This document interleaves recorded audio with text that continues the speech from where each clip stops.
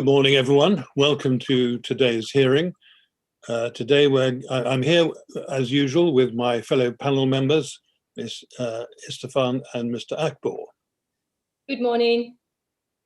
Good morning, everyone. And today we're going to continue hearing evidence from Mr. Clark, formerly of the BRE. So I'm going just to check that Mr. Clark is able to see us and hear us. Are you there, Mr. Clark? I can see and hear you, so yes, I can. Good, thank you very much. Well, the arrangements will be the same as they were yesterday. We better begin with a little bit of housekeeping. Can you please confirm that you don't have anyone else in the room with you? I can confirm I don't have anyone. Thank you. Can you confirm also that you don't have any papers or other materials with you? I can confirm I don't. Thank you. And can you confirm that your mobile phone is in another room and that you don't have any other electronic devices with you that are capable of giving you messages? I can confirm that, yes. Very good. Thank you. Well, as I say, the arrangements will be the same as they were yesterday. We'll have a break during the morning, round about 11:15, and also during the course of the afternoon. Is there anything you'd like to raise with me before you carry on giving your evidence? No, there isn't, sir. Thank you very much. All right, good. Thank you. So in that case, I'll invite Mr. Millett to put some more questions to you. Yes, Mr. Millett. Thank you very much, Mr. Chairman. Good morning, and good morning to the members of the panel as well. Good morning, Mr. Clark. Good morning. Can I please go back to BRE 3032372?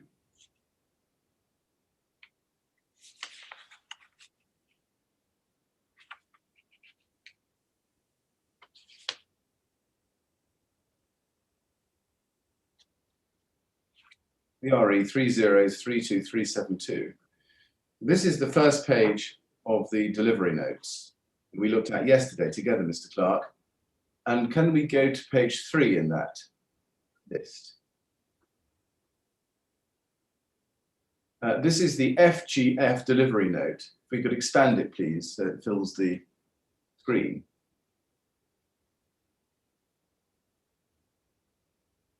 Thank you. This is the FGF delivery note, dated the 14th of April 2014, as you can see from the right-hand side of the document. Yes? Yes. And it says description underneath that. Natura 3070 times 1250 times 8mm ruby, sheet original quantity 6. See that? Yes, I see that. And underneath that, Natura N154 cream white 3130 times 1280 times 12mm, sheet quantity, original quantity 5. See that? Yes, I can see that. And then there's an opal product below that. And then at the very bottom, there's a signature, and I think you confirmed that that's your signature. I did, yes. Yes. And would you have signed that document, do you think, on or about the 14th of April 2014? Yes, I would have thought so. If that's the delivery date, yes.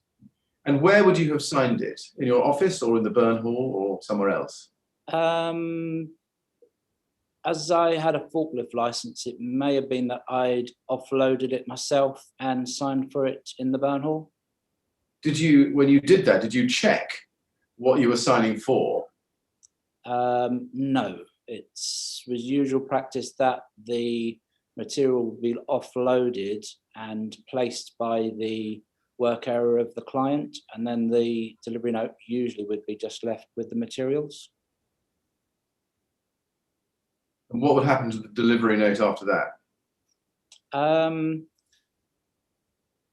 Obviously, as on this occasion, it would be requested back from the client. So ultimately, the materials were the client's property. So it was for them to check what they had, and then we would request the delivery note from them when they'd finished with it. Well, this looks like a counterfoil torn off from a book of standard delivery notes, doesn't it? Yes, most delivery notes would come with like 3 parts, which one would go with the client and one would go back with the driver, and there'd be a spare potentially back for the office or something. Back to the office, back to your office? No, back to the FGF's office. This signed version on the blue sheet, blue counterfoil, was that kept by BRE somewhere? It would have gone into the file, yes. Would have gone into the file. At what point would it have gone into the file? By which once the client had checked that they were happy with what was on the package, and we, at some point, we'd probably say to them, can we take all your delivery notes that you have?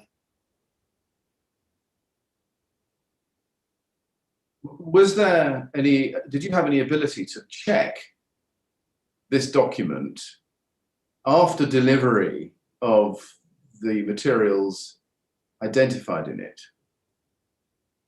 against what was going up on the rig, either before or after the test? Yes, there was a chance to do that. I would say yes.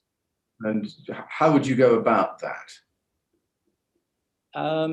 Normally, what I would do would go down to the client and say, can you get one of the boards of each and prop it against the wall or something where I could see the batch number and production details, and then I'd photograph it. They'd put them back on the pallet, and I'd go back to my office and download the photographs.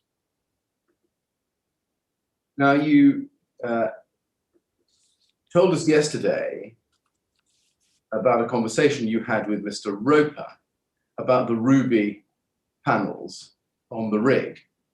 And we covered that yesterday, based on your recollection of that conversation at paragraph 269 of your statement at page 66, which I'm not going to go back to.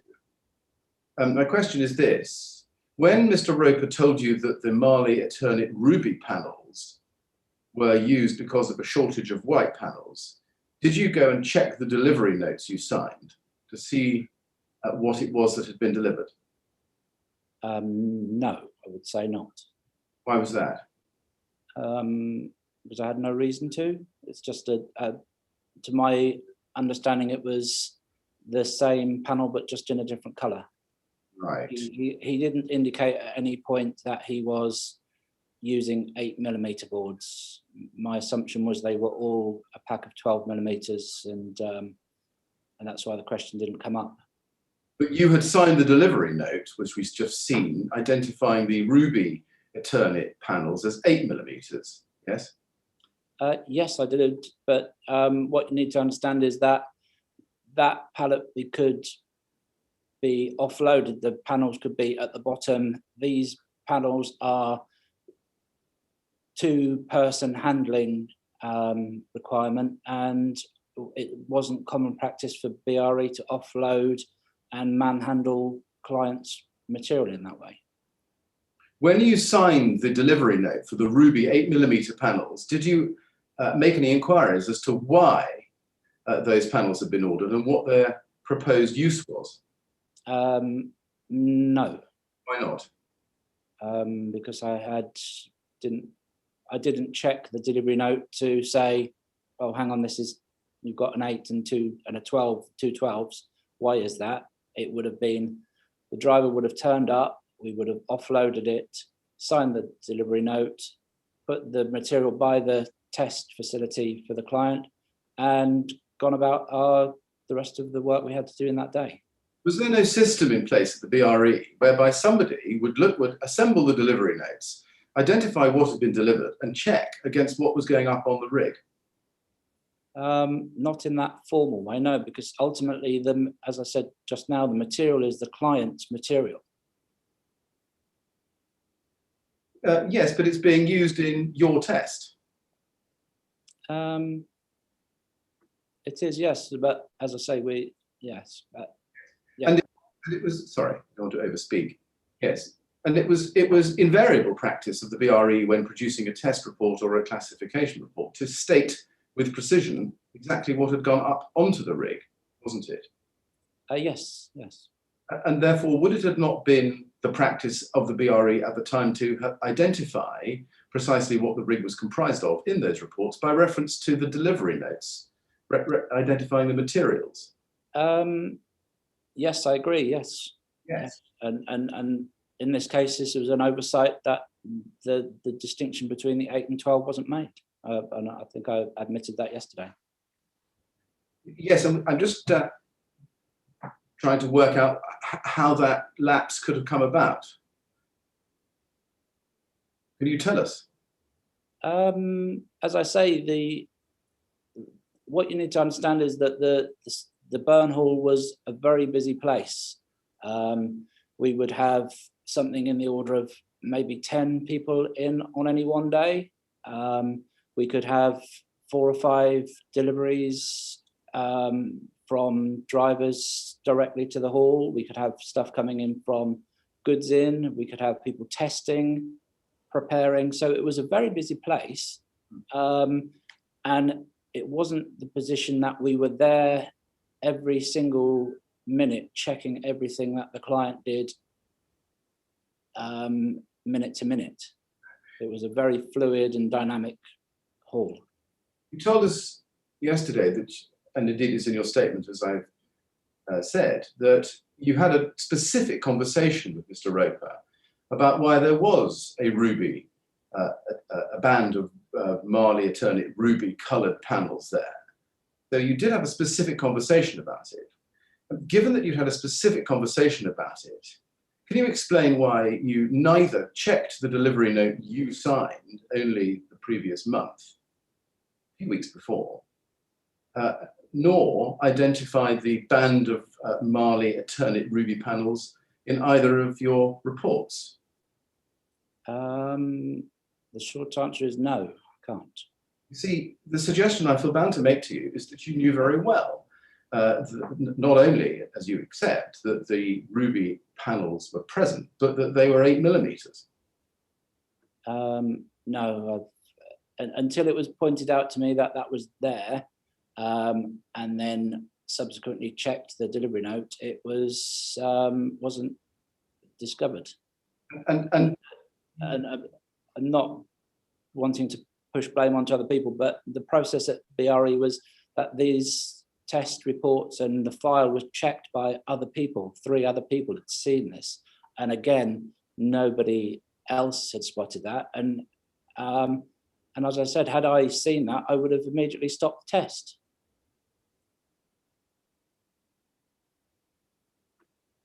was it your practice, I think you confirmed it was, invariably to take photographs of the components of a rig and, if possible, their packaging? Yes, yes. Is there a photograph of the ruby Eternit panels?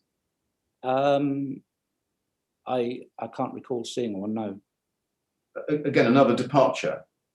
Well, this would have been, if this was done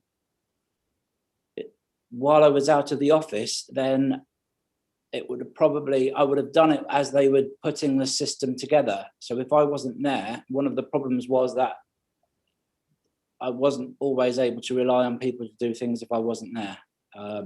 It's something I was aware of. So you see, I'm sorry, do you want to continue? So what you need to understand is that the system goes up in layers, essentially. So if, say, for example, they had come in on the Monday to start the construction, on the Monday, they would have probably got most of the metal frame up. On the Tuesday, we probably got the sheathing boards and the insulation up. And on the Wednesday, they would have put the rain screen up onto the wall. And 2 of those days were the days I wasn't in the office. You haven't been able, though, have you, in all your researches, such as they are, to have identified the precise 2 days that you were out of the office on your course and check it against the progress of the construction of the rig during those 2 days? I have, yes. I think the letter was sent to say that I was confirmed that I was on the first aid course for the Tuesday and Wednesday, as far as I were. Certainly, we have the dates you were on the course, but what is it that tells you that it was during those critical 2 days that the rig was erected?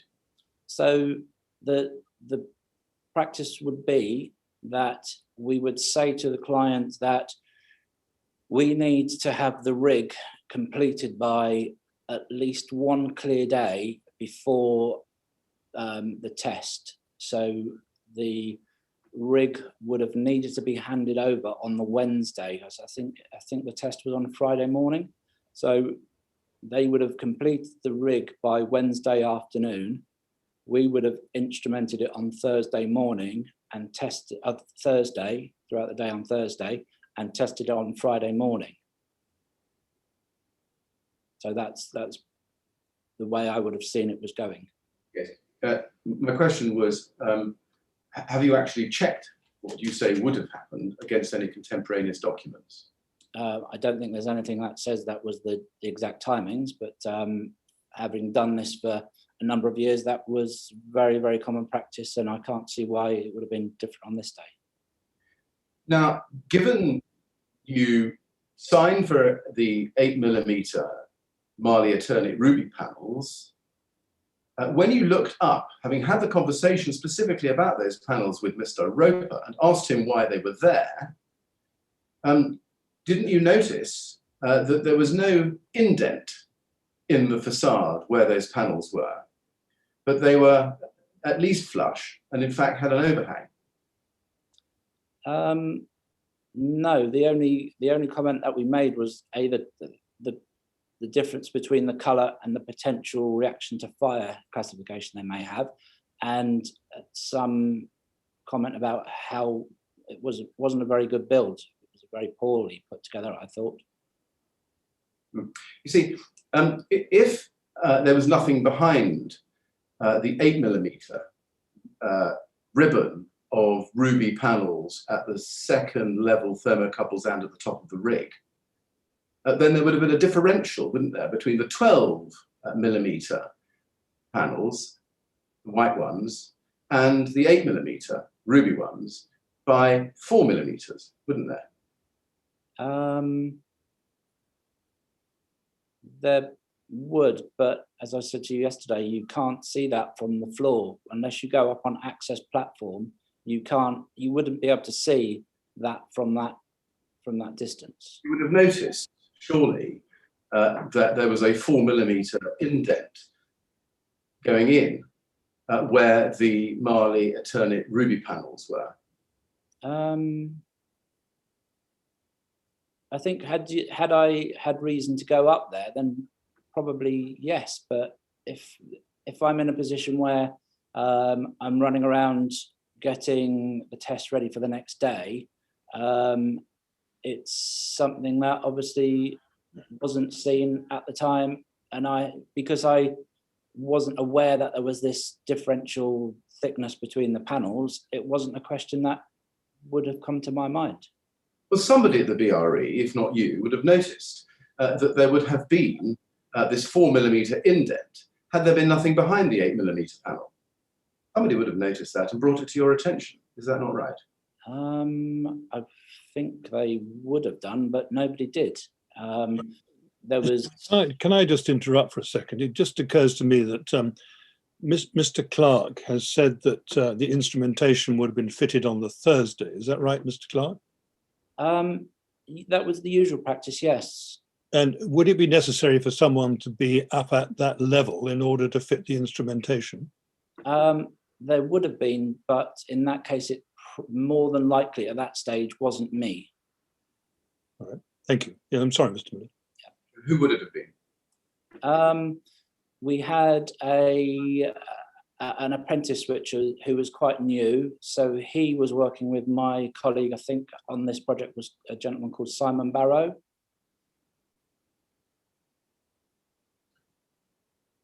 Sorry, was your colleague Simon Barrow, or was that the name of the apprentice? No, the apprentice was Harry Granados, and I think the person we were using at that time was a gentleman called Simon Barrow. who worked in the fire resistance hall.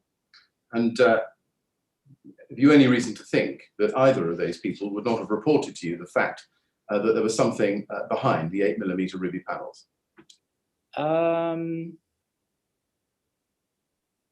I think they may not necessarily have understood even if they had seen it. Well, would you not have expected Simon Barrow to have reported to you that, unlike everywhere else on the rig, there were two places on the rig, namely behind the thermocouples and at the top layer, where there was an extra layer of magnesium oxide overtopped with an 8mm ruby board? I would have expected them to point it out to me. Yes, yes. Can you explain why they didn't? As I say, maybe they didn't see the significance of it. I can't answer for other people. No, I don't know that. But you can answer for other people because they were answerable to you. You were responsible. So did you not supervise them and ask for a report, at least an oral report, as to how the rig build has gone and whether there was anything that you should have brought to your attention? I may have done, but it would be at how did everything go yesterday? Was everything okay? And if they say no, then I, to a certain extent, trusted them to use their judgment. Yes. You see, at this point, this 2-day absence, you say, during which the rig you say was built. At this point, you know you're going to be signing, unless it's a complete failure, of course, a test report and a classification report which identifies with precision the components of the rig. And my question really is, well, why are you not at least curious enough to have a full report given to you as to precisely what has gone onto that test rig?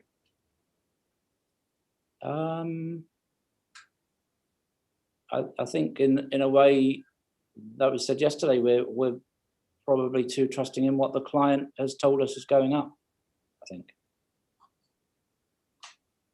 Yes. You said in your evidence just this morning that this was a very poorly put together rig. Did that not concern you?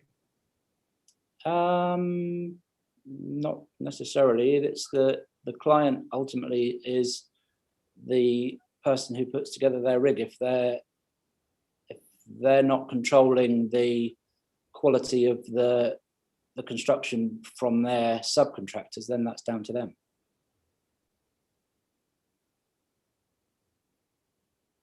Given that the S8414 test, if it's passed, it is only a test result at which can be used for a cladding structure which is exactly the same as that tested. Were you not concerned that this was a very poorly put together rig? I think I did comment that it didn't look very neat. Coming back to the 8mm point, I feel bound to put to you this. You knew that the Marley Eternit ruby coloured boards were 8mm because you signed for the delivery report. And knowing that fact, unless you had known that there was something behind the 8mm, you would have noticed that there was a 4mm indent at those two layers on the rig. You mistake signing for a delivery note with actually going through the packaging and checking everything is there. As I stated earlier, once that is on, we sign for it because we're clearly the person there, and on the day it just happened to be me. It could have been any other person in the hall, and to a certain extent even people who weren't working on the cladding would sign for that. And it was for the client to check their material. It wasn't my job to check that in.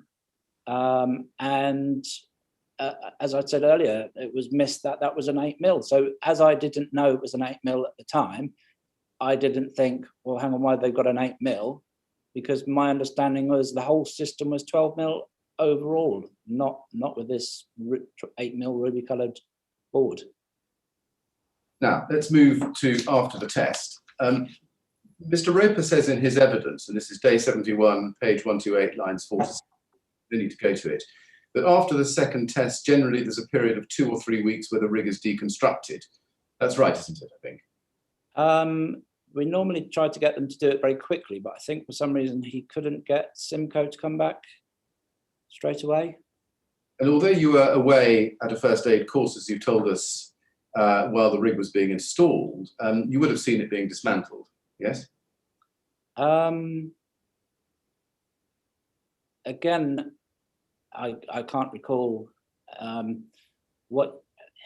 I think you're under the impression that I was there all the time and this is all I ever did, and it wasn't all I ever did. I was running on other projects. We were working, I think, at the time on some other projects for the government, and I worked with other colleagues. So I may have been there, but I don't recall being there.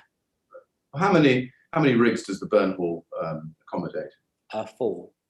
And therefore, one of those 4 was the Celotex rig. Yes. It was, yes. So the other 3 may have had other people on there.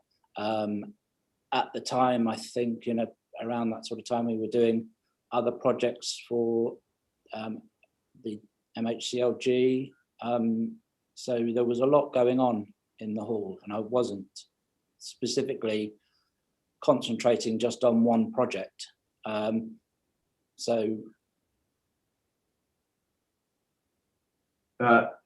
Let's look at CEL 50950, please.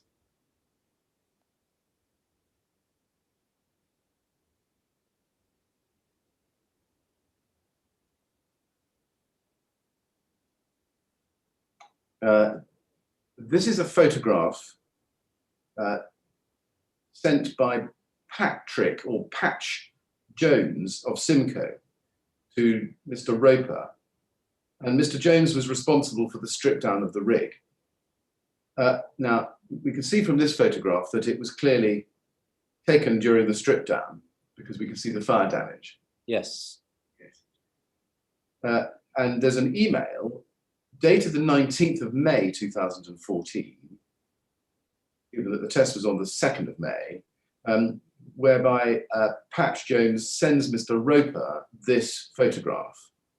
And the reference for that email is CEL 50947. We better just have that there so you can have that confirmed to you. CEL 50947, please. That's all it is. Patch Jones, 19th of May 2014 to John Roper, BRE. John regards Patch. And although the attachment isn't identified in the email, take it from me that this photograph was what was sent. So we can know that the date of the photograph was at some point before the 19th or on the 19th of May, no later than the 19th of May at any rate. Now, go back to the photograph, please. CEL 50950. We can see the white boards there, the magnesium oxide boards, clearly visible at the level 2 thermocouple layer level and the top of the rig. Yes? Yes, obvious. And we can see that they are barely burnt. Yes? Yes, I can see that. Are you saying that you never saw the rig in this state? No. I think the photograph that was subsequently put in the report, the 2 boards to the left on the lower layer had been removed, and my understanding is that it looks like a partial board which is on the right hand side, and the section at the top was all that was in place. You can clearly see from this photograph the silver Celotex insulation material between the lower and the upper white bands, can't you? Indeed you can, yes. So you accept that if you had been standing there looking at the rig at the moment this photograph was taken, you would have seen the magnesium oxide layers at the level 2 thermocouples and the top of the rig thick over the insulation. Without a doubt, yes. Without a doubt, yeah. But you're saying you never saw that? No. So to clarify, and I think I sort of said yesterday in terms of building the rig, what we would do is we would take drawings of the damage on the outer facade from ground level, showing where the damage was done, where the board had broken or split or whatever. And then we would say to the client or the contractor, right, we're finished now. Can you take the facade off? and let us know when you've done that. So we wouldn't sit there and watch them take it down. So it obviously just happened to be that whoever went down to take the photograph, which ultimately went into the report, just happened to go down after this photograph was taken, while those other 4 bits of board were still on the rig. So had it been left any longer, then this would have never been identified. Let's go to BRE 405548, please. BRE 405548. Now, this is an email from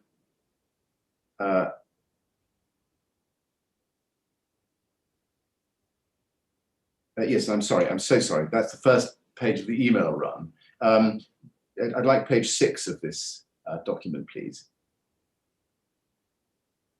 And here is an email, second email down, on the 15th of May 2014. Is that okay? Is it supposed to be like that at the bottom with all that green and? You're quite right, it isn't.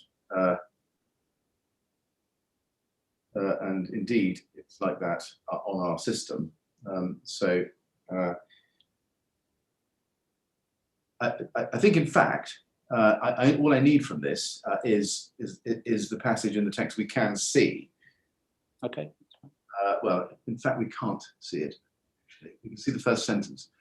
But Roper sends you an email on the 15th of May, and he says, and I'll see if we can get a better copy of this, to be fair. I've spoken to Simco, who are struggling to carry out a strip down of the rig Thursday or Friday next week.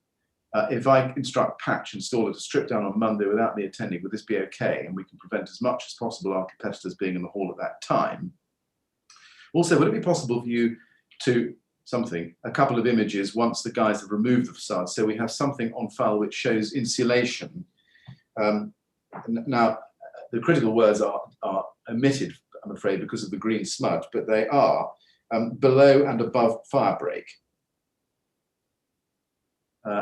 Take it from me that the email says something on file which shows insulation below and above fire break. Now, let's proceed on that basis. During the course of the day, we'll get a better version of this and be able to show you that. That's fine. I'm happy if that's what it says. Yes. Okay. Well, thank you. And then we can see your reply on the 15th of May to John Roper. Hi, John. This would be okay, and I will put a camera up and get some good photos for the system coming down. I have also asked our other client not to be on site on Monday until after lunch to allow you time to get your system back to a state where your IP is not compromised. I hope that's okay. And if you could confirm Simco's attendance, I will let our reception know to expect them. Did you take any such photographs? I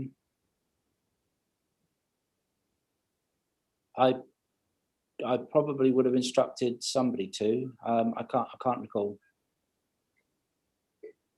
You would have instructed someone to do. Well, you say that I will put a camera up and get some good photos. It rather indicates to Mr. Roper that you're going to be the photographer. Was that not the case? No, I means I will do it, or I will ask the apprentice to do it. I didn't. Okay. So you say you probably would have instructed somebody to. You can't recall. Were such photographs taken?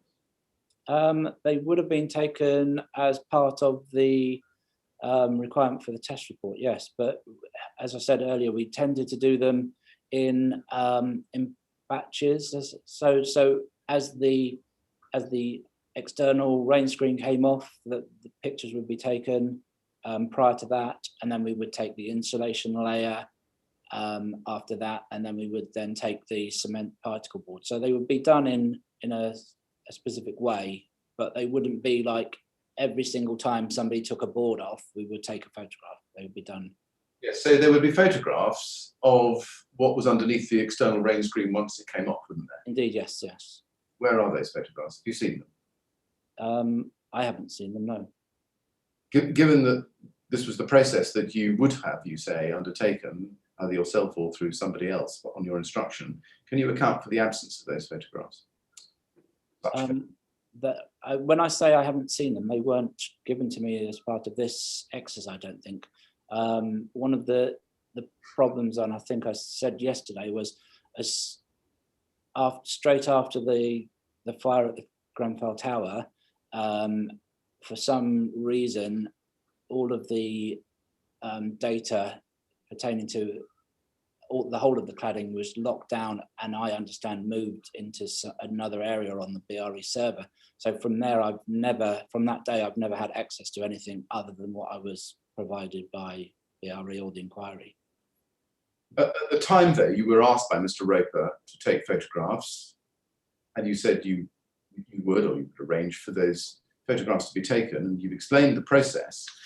Why didn't you take steps to ensure that the photographs that you intended to be taken were taken, and then you looked at them? I think they must be on the BRE system.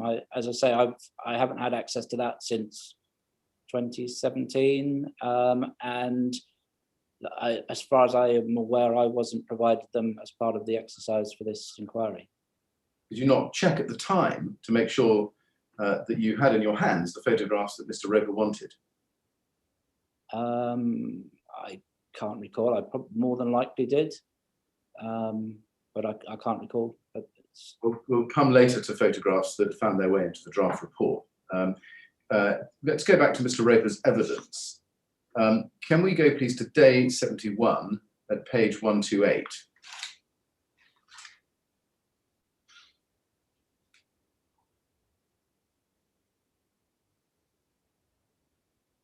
The transcript for day 71, page 128, in the evidence of Mr. Roper. And I want to show you line 1.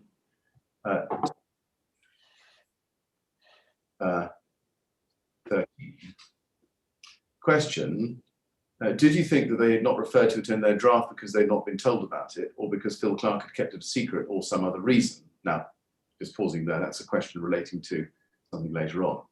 And his answer was this. So after the second test, generally there's a period of 2 or 3 weeks where the rig is deconstructed. Jamie, that's Jamie Hayes, who wasn't present at the second test, came down to the BRE with me and spoke to Phil Clark. And we looked at it during deconstruction, and it was Phil Clark's view that the 6mm magnesium oxide wouldn't have made any difference. And the reason for the test passing was the increase in the cladding panel from 8mm to 12mm. So I can only assume that he omitted that detail because of his view on that day. And that was his evidence to the inquiry when asked. Let me show you what he says in his witness statement, please. This is CEL 30010154, page 22.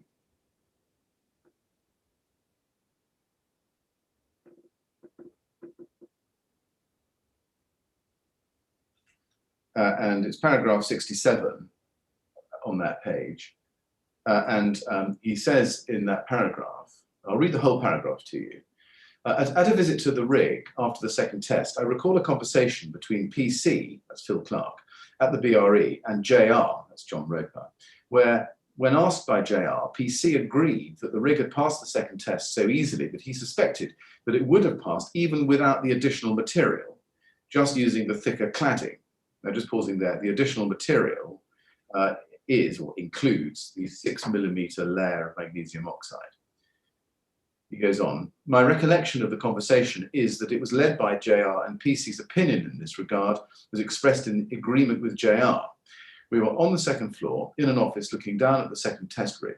We all got on well with PC. He was telling us about what it was like to work at the BRE, including that they had dealt with the burning of cows when the mad cow outbreak occurred. Do you recall this conversation? No, I don't.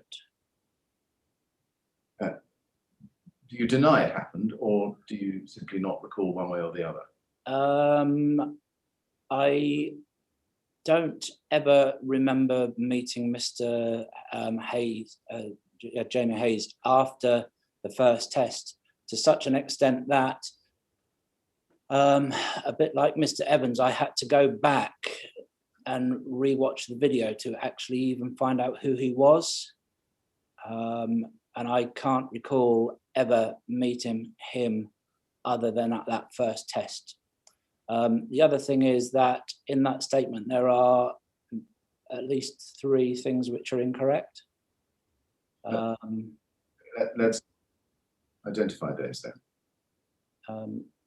Could you bring the Of course, paragraph 65 on page 22.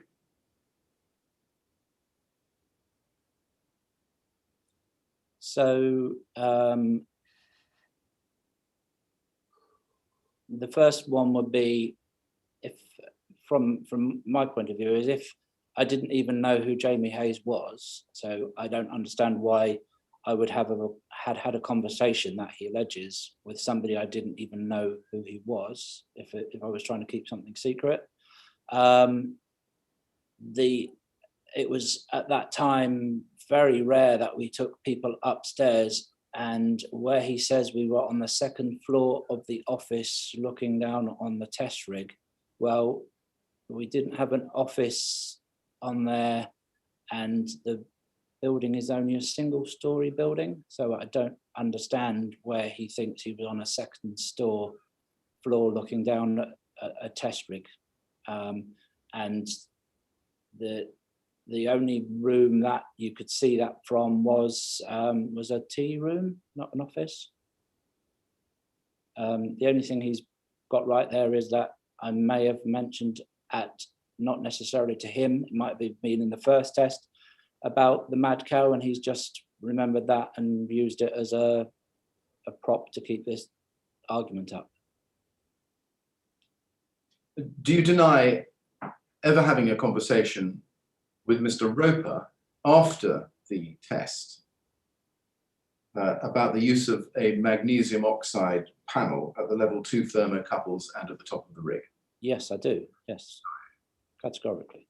Do you say that Mr. Roper is lying about this conversation, or is it that you simply can't remember?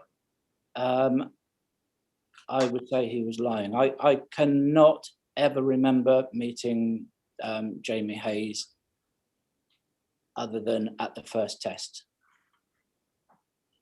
You can't remember meeting him, but do you deny meeting him?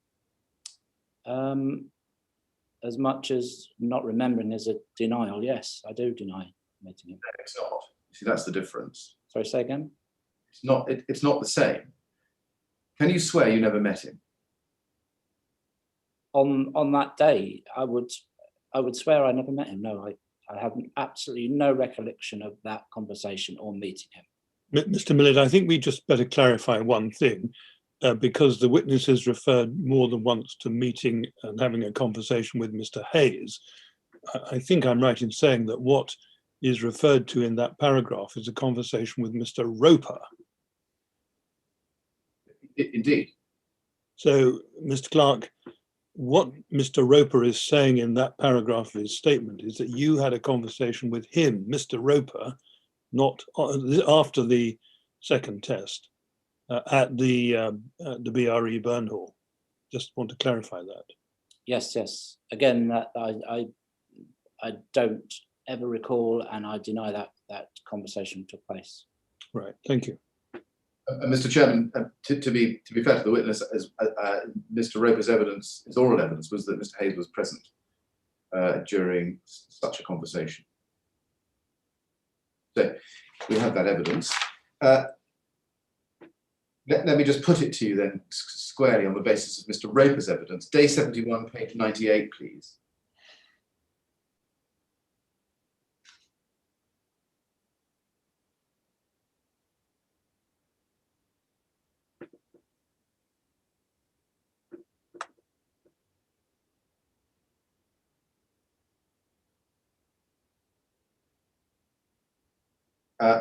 At line 19, he's asked the question, do you recall having a conversation with Phil Clark about the use of 6mm magnesium oxide in those 2 locations on the rig? Answer, yes. Question, do you remember when those conversations were? Answer, initially when we were talking to the BRE about retesting, and if we go over the page, and then he goes on, following the meeting with Jamie, Paul and Rob, I think I put a phone call into Phil to suggest that we were looking to retest the taken on board, obviously, what we'd learned from the first test, and we were looking to increase the cladding panel to 12 mil and use magnesium oxide at the fire barrier level 2. What about the top of the rig? I don't know whether I mentioned to him about the top of the rig or not. Then I asked him at the line 11, looking back on it, are you in any doubt that at least as at the date of the test, Phil Clark was well aware that the rig included a 6mm magnesium oxide panel at the level 2 thermocouples and at the top of the rig? Yes. You say yes. Are you in any doubt? Oh, sorry, no. You're not in any doubt at all. Not in any doubt, no. Now, I put that to you. Do you accept that evidence? No. Do you say that Mr. Roper is lying, or that just that his recollection is faulty? I have absolutely no recollection of that conversation ever happening. So I would say he was both lying and his recollection is faulty. I'm not sure it can be both, but never mind. Now, can we go to your head cam footage, please? At BRE 405700.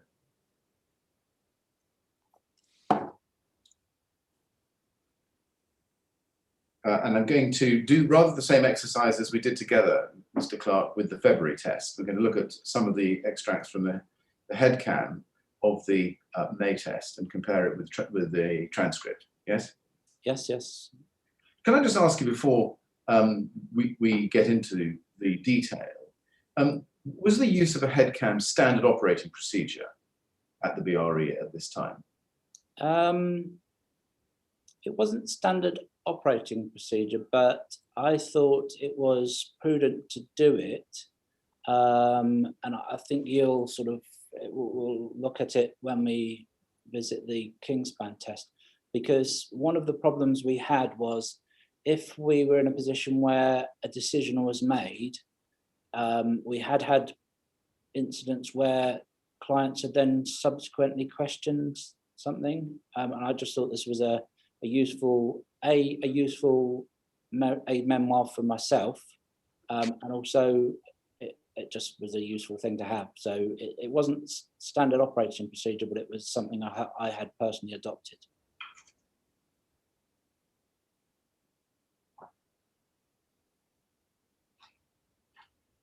I see. And why had you personally adopted it? There were on occasions where if a test, for example, was in a position where the fire growth was quite rapid, it wasn't always easy to type and watch at the same time. So it gave me the ability to view what I was seeing in real time as I was making notes as well. So it gave me a almost like a head-on view of what I was seeing as things were happening. I see. So this was really a personal record for you yourself? No, it was always put onto the file as far as I'm aware. We would download all of the video from the fixed tests, and all of the video from these helmet cameras would go on there as well. And there would always be a file which said, did identify which wall the view was, and there would also be a head camera file on the system. Now let's go to the footage. It's BRE 405700, which is the first extract we need to look at together. And I'd like to have played, please, the extract from 04.10, and listen out for the quote or the statement that starts 5 seconds later at 04.15, and it'll run to 04.35. Can we please play that and have the audio up as loud as possible, Mr. Operator? The advantage you have as well, it seems strange, but you see how that flaming seems to have ceased now, the board's there, because you're losing a lot of the energy from behind it.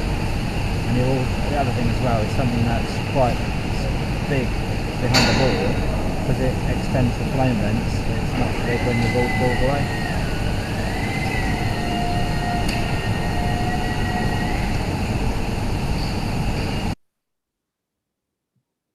Now let's look at the transcript of that, please, at INQ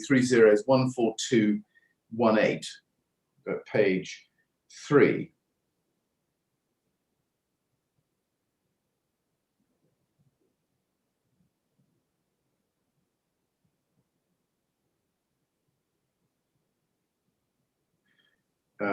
And again, I take it you've had an opportunity to cross-check this transcript with the video footage, Mr. Clark, yes? I have indeed, yes.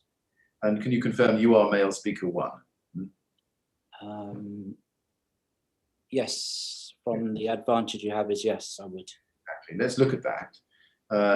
You could just about hear it on the audio. It's very clear from the transcript. You say, the advantage you have as well, it seems strange, but see how that flame seems to have ceased now that the board is there, because you're losing a lot of the energy from behind it. The other thing as well is it's something that's quite big behind the board because it extends the flame vents. It's not inaudible, the board away. Now, you've provided some comments on this, and we'll come to those, but I just want to ask you some questions about this first, if I may, please. Can we look at Mr. Roper's statement at CEL 30122300?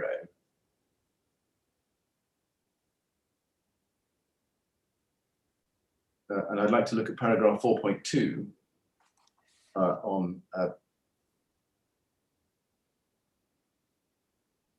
in that statement, please, at page 3.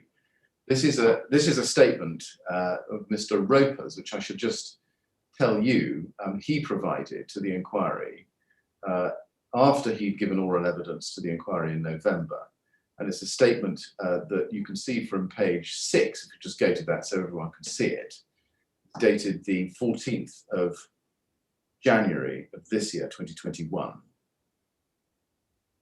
And if we go back to page 3, please, we'll see paragraph 4.2.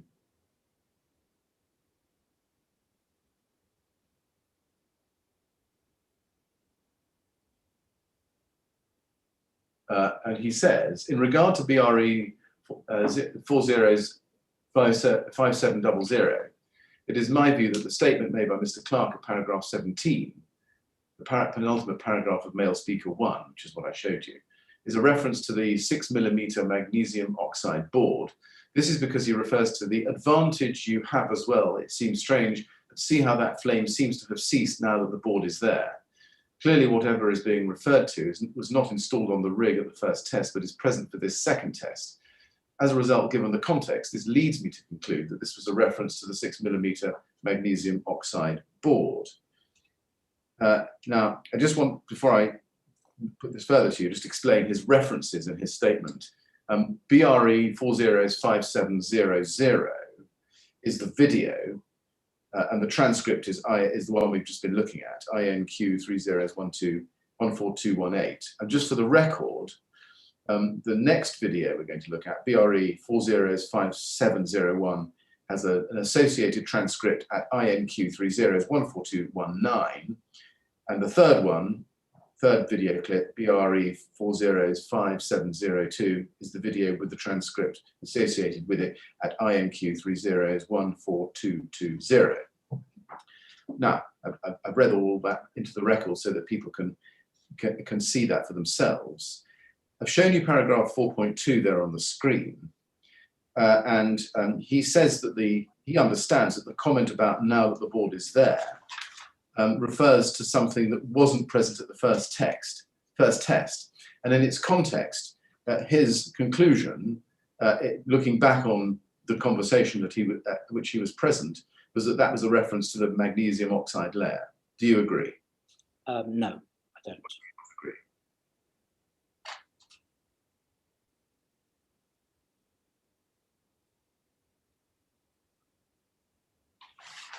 Let's go back to the transcript then, and so you can think about it before you answer.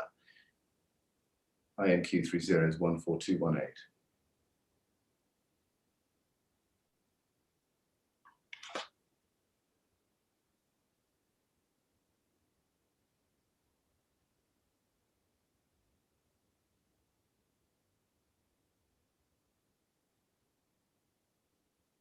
do you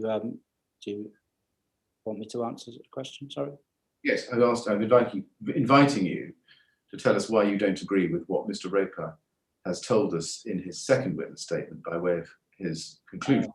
All right, because I was talking about the small amount of flaming which was still visible between the on the video you can see there the lower white board and the board above it, and how that flame was dying down. So I don't see how he can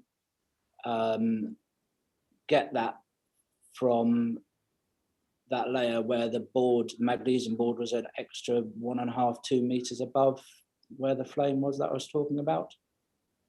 Well, what is the something that's quite big behind the board? What's that a reference to? Flaming. This was a way of explaining how flame lengths changed when it got behind the board.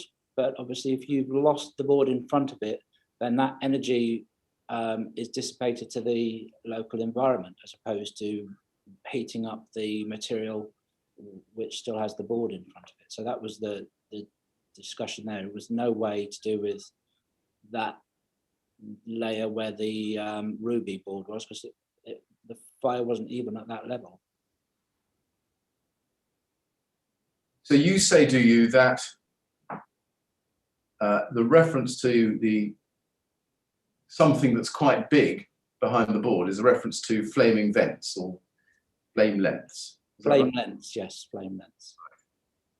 And to be clear, we have seen a letter from your solicitors, BRE solicitors, which is at BRE 3035419 for the record, we've seen, which has comments on the transcript. But cutting straight to the point, you're telling us, are you, that what you were saying was that this something that's quite big behind the board refers to flames, does it?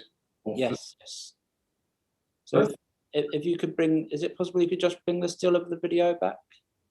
Yes, let's bring the video back then. I'm sorry to interrupt again, but can you just clarify for my benefit, Mr. Clark? Can we have the transcript back up on the screen, please?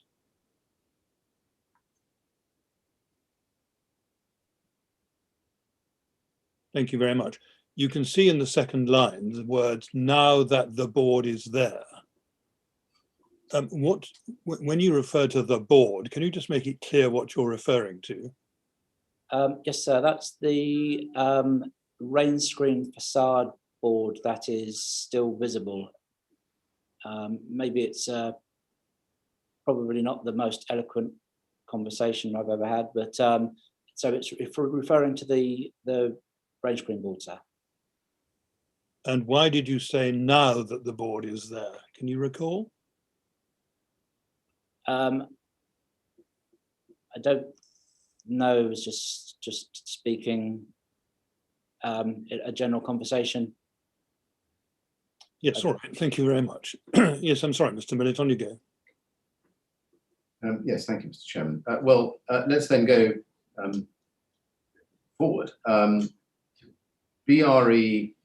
Sorry, would you like me to just explain the still of the video? I think that's what we wanted to quickly do. You're quite right.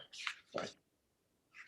You're quite right. Yes, well, it's a video. I'm not sure we've got the still of it. I know if it's paused, that's fine. Right. Well, you tell us where you want to pause. The video is BRE 405700. We can start it at the beginning, but you tell us where we want to pause and then tell us what you'd like to show us on it, please.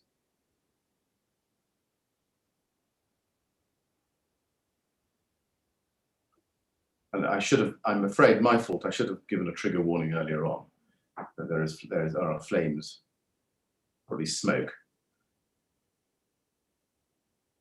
Give a few. You have as well. It seems strange, but see how that flaming seems to have ceased now. If you just play it to the end, it should be fine. The energy from behind it. If you there, it's fine. There. So if you can go back about 2-3 frames, so we can see the whole of the rig. There, that's perfect. Yes. Oh, sorry. You're So I think we're going to back a little bit more, aren't we? just a little bit back. Start from the beginning and shout stop. Well, it seems Stop. strange. That's fine. So if you can see the lower board, which is still intact, but is split right down the middle, there's the board above it where it's clearly fallen away. And to the right, there's a bit of residual flaming. And then round to the left, just where my helmet starts, there's some more flaming on the wing wall. So I was talking about that area there, and how the flame had died down where the board was no longer in place, but was still burning where the board was still in place on the wing wall. And as you can see, that is in the region of 1.2 meters away from the lower edge of the Ruby board. So the conversation is in no way to do with the magnesium oxide board. Why did you say now that the board is there?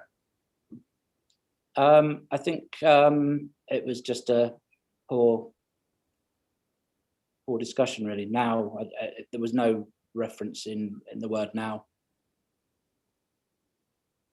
Just a general conversation with a misuse of a word, I suppose. Right. Let's go on to the next video then. BRE 405701.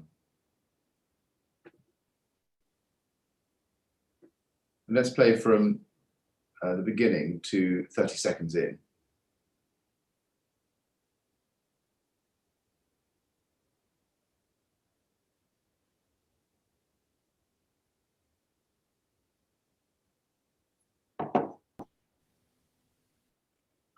To try it out, it's done all right in terms of getting up to that second height, isn't it?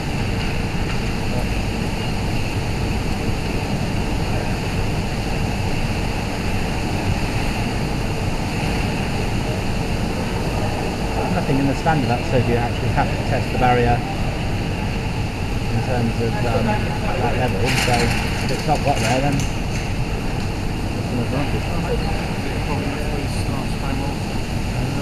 Where's he going to come to? I think you could hear that quite clearly, but if we need to replay it, we can. Can we please go to INQ 30142219, page 2, which is the transcript.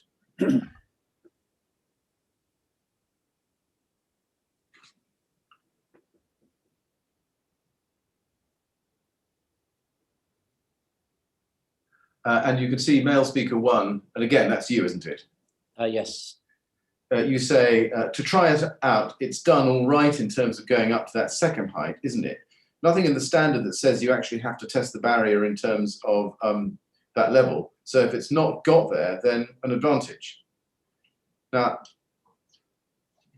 do you accept that that's a fair transcription of what you could be heard saying on the audio? I do, yes, I agree with that. And let's go to Mr. Roper's second statement again. CEL 30122300, page 4, and I'm just going to show you what he says at paragraphs 4.6 and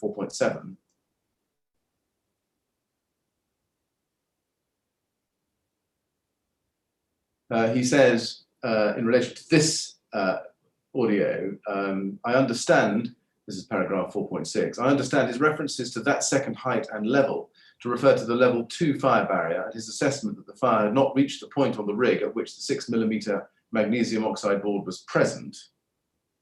Do you agree with that? Yes. Paragraph 4.7, I interpreted this as an indication from Mr. Clark that he considered that the 6mm magnesium oxide board had not made an impact on the test, and had it not been present on the rig, the result of the test would have been the same. Do you agree with that? No. Why not? Because I was talking about the barrier, how it hadn't affected the barrier from what I could see.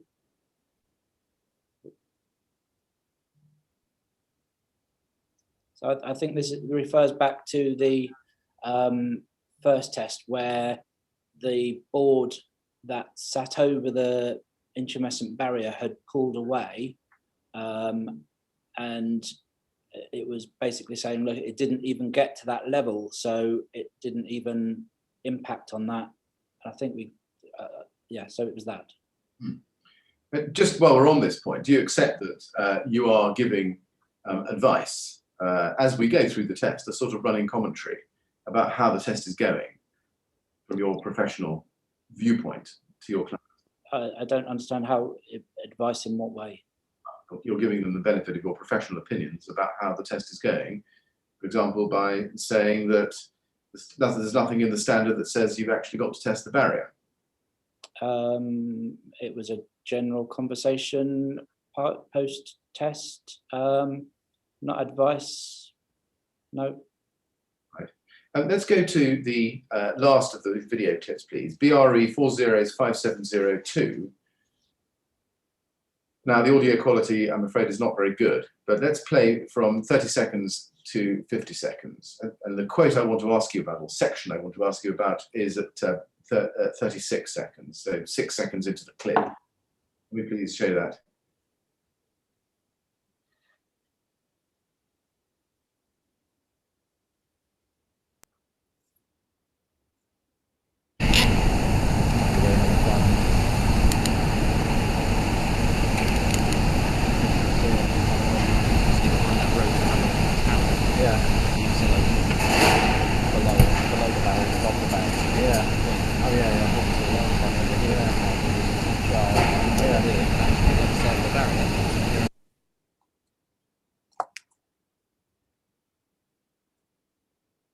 Now let's look at the transcript of that.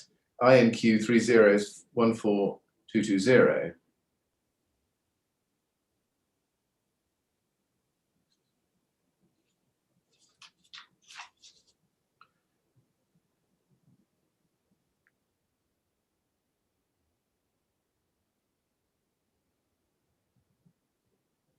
And if we go, please, to page 2, let's look at the first comment by male speaker 2. And it says, and male speaker 2, I should say, is Mr. Roper. That is correct, yes. And we can see he's gesturing towards the rig. We saw that. And he says, you can see behind that rose-coloured panel that the insulation below the barrier and above the barrier, inaudible charred, inaudible other side of the barrier. And then you say, yeah, saying you've managed to ignite it, I think through this second gap actually on this board without the board really doing much. But it's only at the side, etc. Can you remember why Mr. Roper was drawing your attention to the rose-coloured panel? I think he was concerned about how the intumescent had fired off. So he was talking primarily about the barrier, the fire break at that point. And he then obviously says how it's charred above and below the barrier, which to a certain extent would be an indication of how well it performed at that level. That other than that, no, we were talking about the intumescent fire barrier as far as I was concerned. Are you sure he wasn't commenting on the effect of the 6mm magnesium oxide barrier or layer? No, we were talking about the fire barrier as far as I was concerned. Now let's go back to the video and play from 0.1.30 to 0.2. And the quote I want to ask you about is at 0.149. Can we please play that? So they've been effective, pretty good. So it shows in a way, if you can keep that there, then the barrier is quite effective. And hopefully if that intumescent slide off, you've got that gap slightly smaller. And obviously the board doesn't appear to have formed in any way at times. So hopefully that's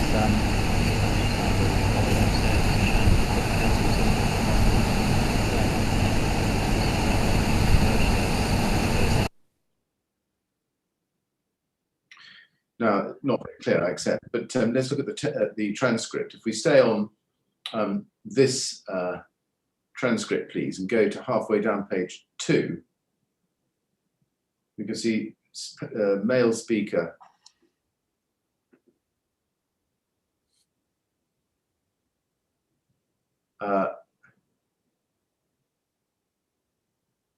Male speaker 1, that's you. And you say, yeah, so those have been effective, pretty good, but it shows in a way that if you can keep that there, then the barriers are quite effective. Hopefully with that intumescent fibre, you've got that gap slightly smaller. And obviously your board doesn't appear to have deformed in any way, inaudible. So hopefully that's, and then male speaker 2, that's Mr. Roper. Like I say, it's a shame commercially. Male speaker 1, that's you. Yeah, potentially. One other thing is about having the board flaming. Now, was the board not deforming a reference to the magnesium oxide board? No, it was a reference to how the 12mm board had performed overall. The fact that the second board up was still primarily still in place on the wing. I think on the first test that had fallen away and distorted very badly. And in the first test, the board at the barrier level had distorted badly. So it was a reference to that specifically. You may come to it, but that comment there has actually missed out some important pieces as well, which Mr. Roper hasn't picked up in his statement. Okay, we will come back to that in a moment. Can I just put to you what Mr. Roper says about this in his second statement, CEL 30 12300, page 5.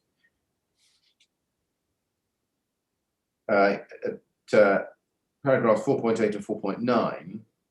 This is Mr. Roper at 4.8. I'll just show you that. He says, in regard to BRE 4075702, a key and direct reference to the 6mm magnesium oxide board is paragraph 3, where I directed the conversation towards that rose-coloured panel. Whilst this will be explored further in section D, the reason I referred to that panel was because the 6mm magnesium oxide board was located behind the rose-coloured coloured panels on the rig. And then at 9, he says, from paragraph 8, the conversation focuses almost exclusively on the 6mm magnesium oxide board. In particular, Mr. Clark says, and then we can see the quote that I've put to you. Then the last sentence, he says, the 6mm magnesium oxide board sat behind the rose-coloured panel and so was not clearly visible from the ground. And you'll notice that he has highlighted the word appear in bold there. But he says at the end there that the 6mm magnesium oxide board sat behind the rose-coloured panel, etc. Now, if he's wrong, do you accept that? First of all, do you accept what he says in paragraph 4.8? That he directed us towards the magnesium oxide board, or the rose-coloured panel. Yeah, I accept he directed to the rose-coloured panel, but the conversation was a continuation of the conversation about how the fire barrier performed. Why was he pointing at the rose-coloured panel, particularly at that point during the test? Because that's where the intumescent fire barrier sat. The fire hadn't got up that far yet, had it? No, exactly, that's right. And you were having a conversation with him about the performance of the rain screen, so to speak, lower down the rig where the fire had attacked it, yes? Yes. And one of the things with the intumescent is that if the flame has gone up the back of the panel, what it does as it reacts, it fills in the gap. So we were talking about, to my understanding of that conversation, we were talking about how that gap had been filled, and the fact that none of the boards had distorted meant that that was effective in that area, and hopefully would be effective in that area, and the char levels would show that. Can we just go back to the text, please, then? At INQ 30 is 14220, the text of the transcript.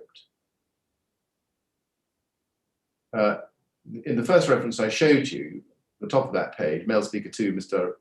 Roper, he points to the rose-coloured panel, but doesn't say anything about the intumescence, does he? The intumescent strips. Sorry, which paragraph? Sorry. Third paragraph down, male speaker 2, you can see behind that. I think, sorry, my fault. You need the top of the page. All right, sorry. He doesn't actually say anything about the intumescent strips there, does he?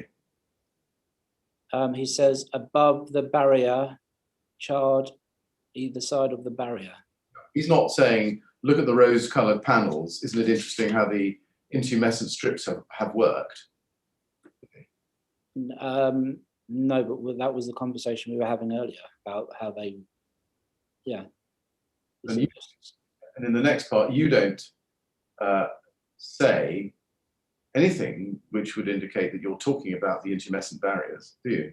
No, because I think that conversation then moves on, and I'm talking about the wing wall there. Yes, and then So I'm not talking about the rose-coloured barrier. So the next section, for some reason, I've moved on to a different section, and I'm talking about how it's caught on the wing wall and only gone up 2.5 meters on the wing wall, I think. That's, and then we start talking about how it's not burned across. So that has come away from the discussion of the rose-coloured barrier. I see. Now, can we then go to your solicitor's letter at BRE 3035419? I think this is what you wanted to refer to when you said that there were other comments. And tell me if that's wrong, but page 6, I think, is where you deal with this transcript. And you've got some corrections there and some comments. You say that there's a correction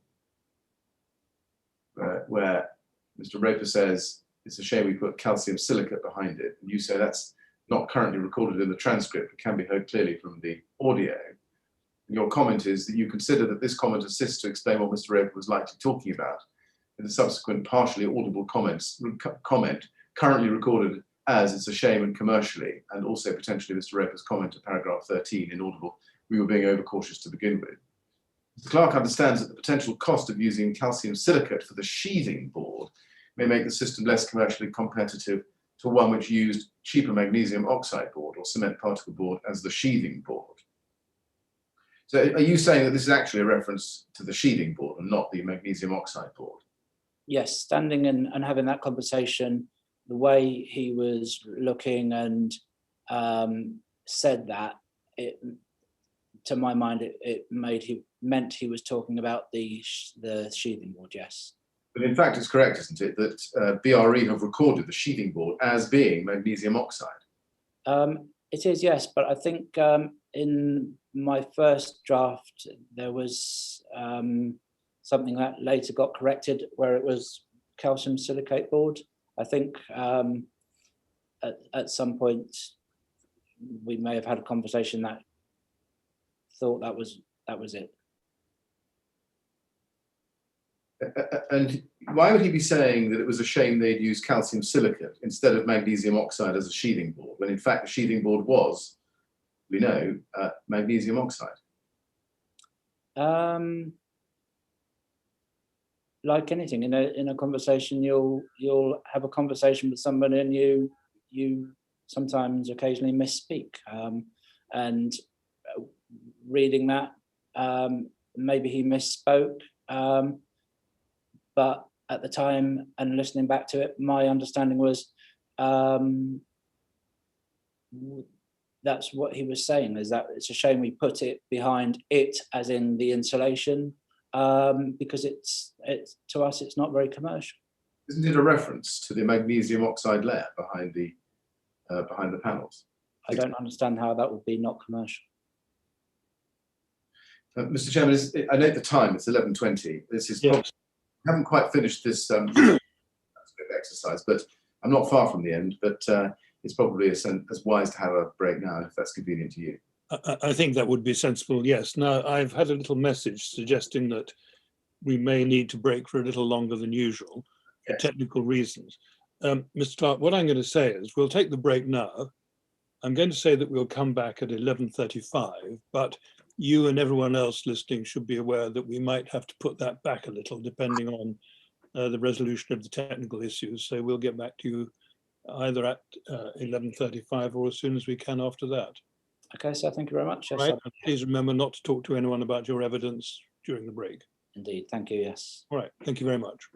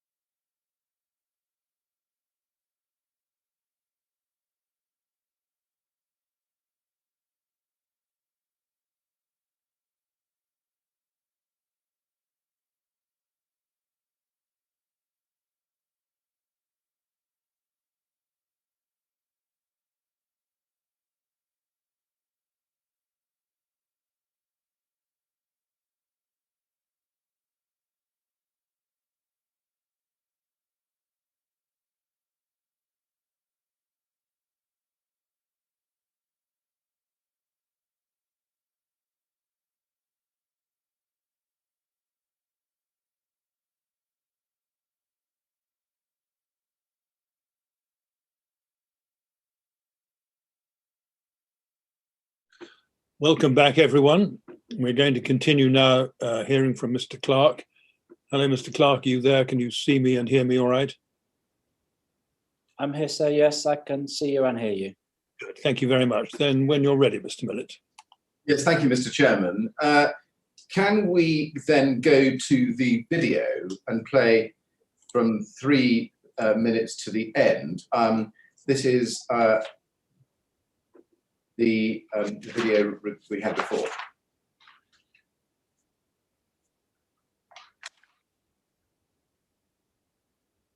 It's the same reference, BRE 405, sorry, BRE 405703.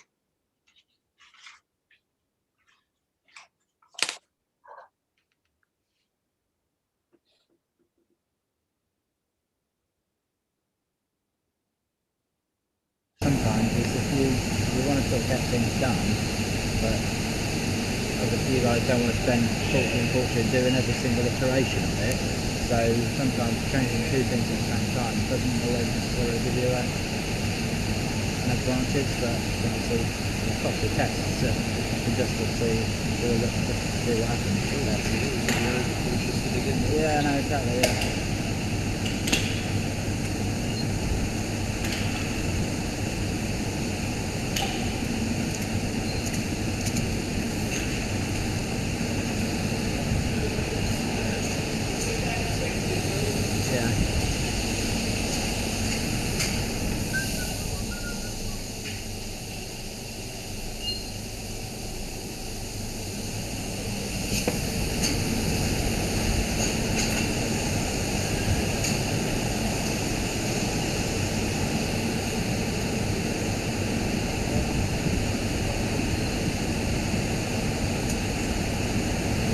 About turning this plant back.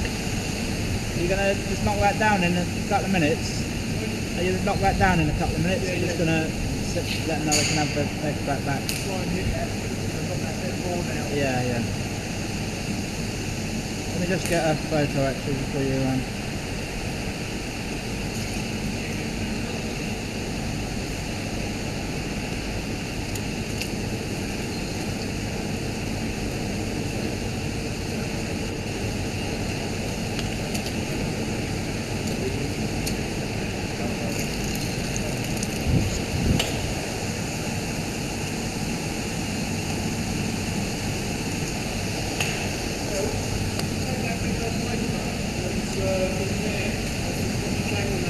Oh, okay.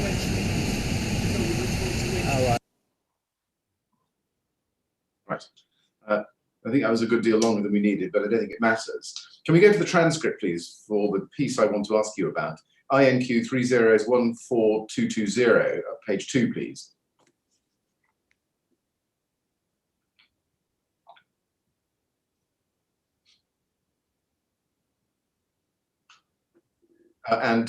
This, at the bottom of that page, you can see male speaker 1. That's you, I think. And you say, as then you might find that the barrier is actually fired up and it's been effective. But if you look at inaudible, you see it's charred all the way through that level, and you've charred the wall. It's been pretty hot up there. Really good to see what it looks like when they take it down. It's the trouble in a way. Sometimes is if you want to get things done, but with the view, I don't want to then spend an inaudible fortune doing every single iteration of it.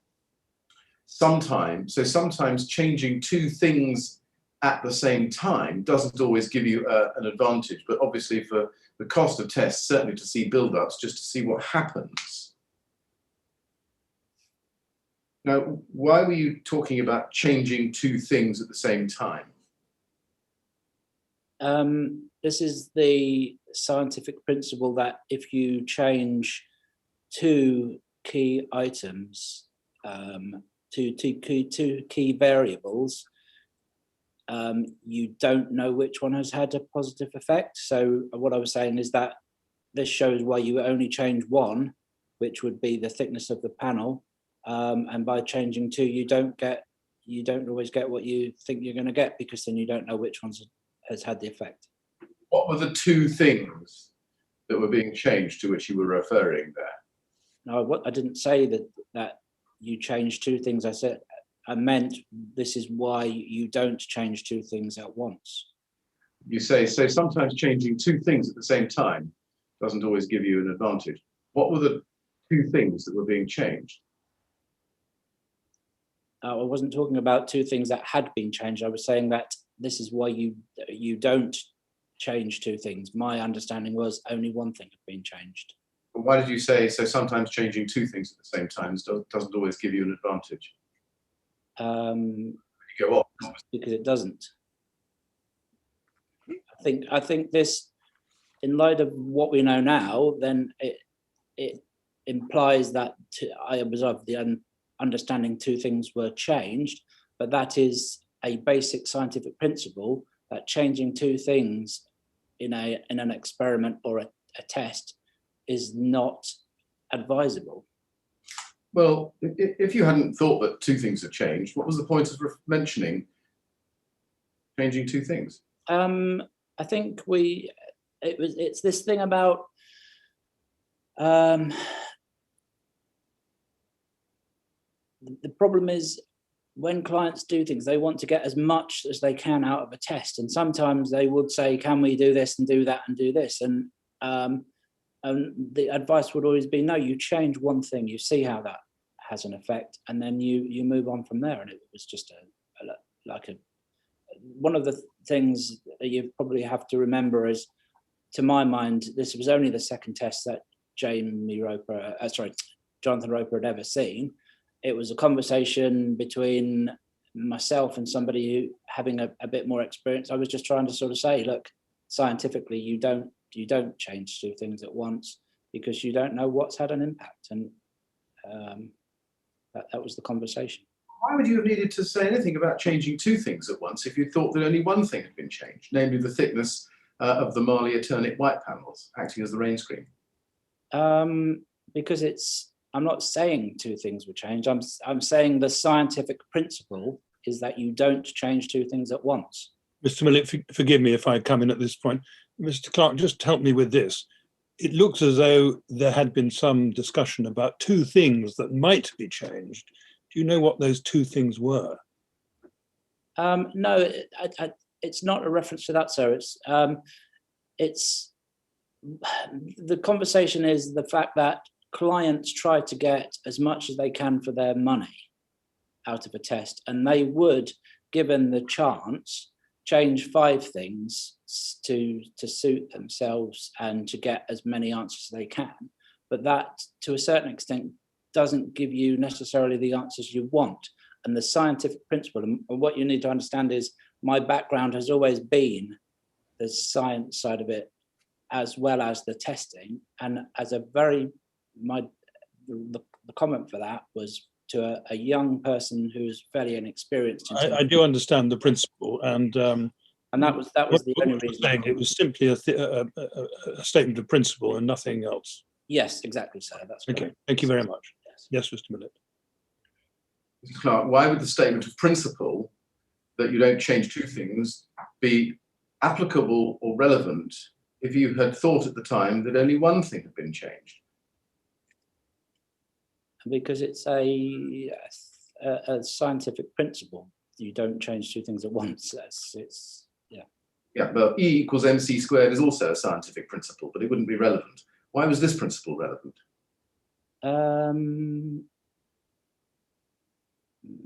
It's just a general conversation between a client and myself post-test, and it's just something that came into my head. Nothing more than that.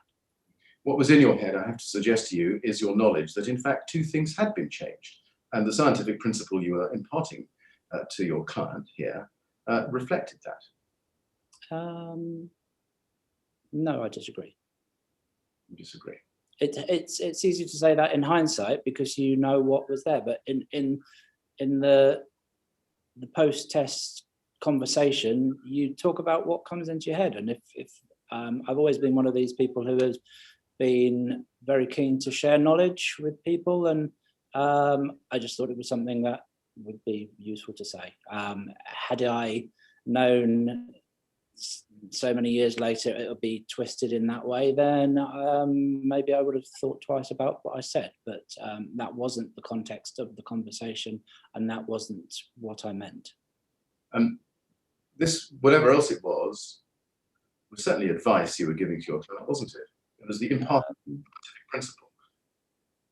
No, it's not advice. What is it then? It's good science, I would say, and imparting a little bit of knowledge. Advice to that would be, no, it's not. I refute that. You don't think that that's giving a science lesson to Mr. Raper about? There's nothing in the, sorry, sir. You don't think that's the giving of advice to Mr. Raper about the application of the double change principle? No. Right. There's nothing in any of the standards that say you can't have a general conversation with your client at the end of a test. I'm going to put it Yes. I'm going to put it to you squarely, Mr. Clark. The reason you said sometimes changing two things at the same time, that was not just the imparting of a scientific principle, but was a clear reflection of the fact that you knew that two things had been changed. The thickening of the outer panel and the installation of the 6mm magnesium oxide layer behind the two places on the rig. No, that's, I'm sure I've had that conversation with other people as well. And no, I refute that.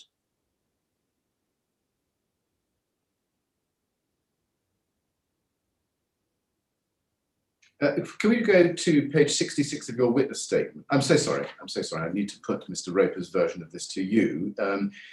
Forgive me. Can we go back to Mr. Roper's second witness statement, DEL 30s12300, page 5, and look at paragraph 411.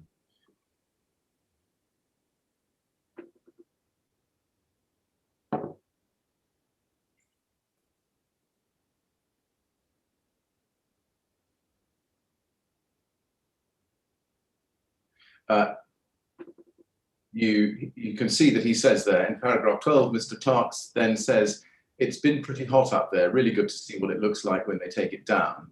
This was a reference to the 6mm magnesium oxide board. Every other relevant component could be seen clearly apart from that board. Pausing there, do you accept that? No, this was, no, it was to do with, my understanding was that he'd already discussed about how the insulation layer was charged and he wanted to see what it looked like below and above the barrier. So that was my understanding of what he said there. And then he goes on, Mr. Clark further states towards the end of the same paragraph, so sometimes changing two things at the same time doesn't always give you an advantage. The principal two things that were changed between the first test and second, and the two things I understood him to be referring to were the thicker cladding panels, 12mm instead of 8mm, and the additional 6mm layer of magnesium oxide board. Now, I've already put this to you, but for completeness, Mr. Clark, do you accept what Mr. Roper says there? No, I don't.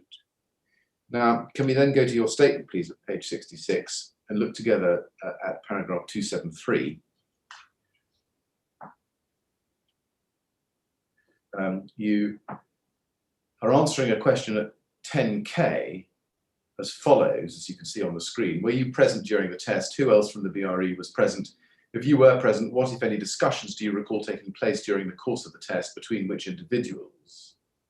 And in paragraph 273, you say, in the third line, I do recall having a conversation with Jonathan Roper and another person whose name I cannot recall at the end of the test and commenting on the comparative performance of the system when compared to the previous system. Now, you don't say what those comments were in your statement. What? I thought I did.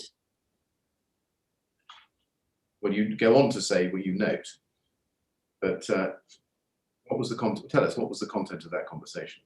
It's what you've just seen. I see. And that again would be advice, wouldn't it? You'd be giving them your professional opinion about the differences between the February test and the May test. Is that right? No, I don't agree.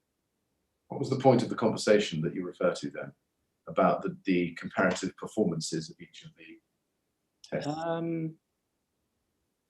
There were some references about the comparative performance, but that's not giving advice. The advice is that you refer to would be what you need to do to pass a test. What we're talking about is statement of fact, the direct comparison between two tests which for the same client, which are directly comparable. There's no advice in that. Is there no professional judgment brought to bear when you were making the comparison? No. Saying a board has distorted and fallen away, and saying a board hasn't distorted and falling away is stating two facts.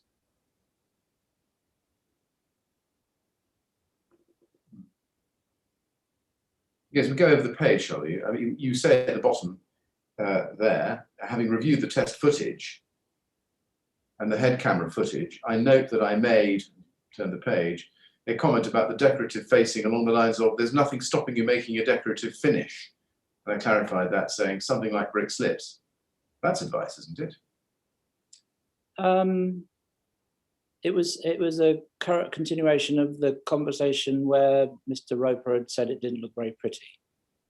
Yes. Yes. And what he could use. Potentially, and that piece probably was, yes, but I would say the rest wasn't. Right. I'm going to turn then to back to a topic we covered a little bit earlier before we started looking at the audio and the video, which was subsequent conversations with Celotex about the magnesium oxide board. Just to finish that off, Mr. Hayes said in his evidence that he witnessed the conversation between you and Mr. Roper about the magnesium oxide board after this test, and I want to show you what he says. Please can we have up day 74, page 146.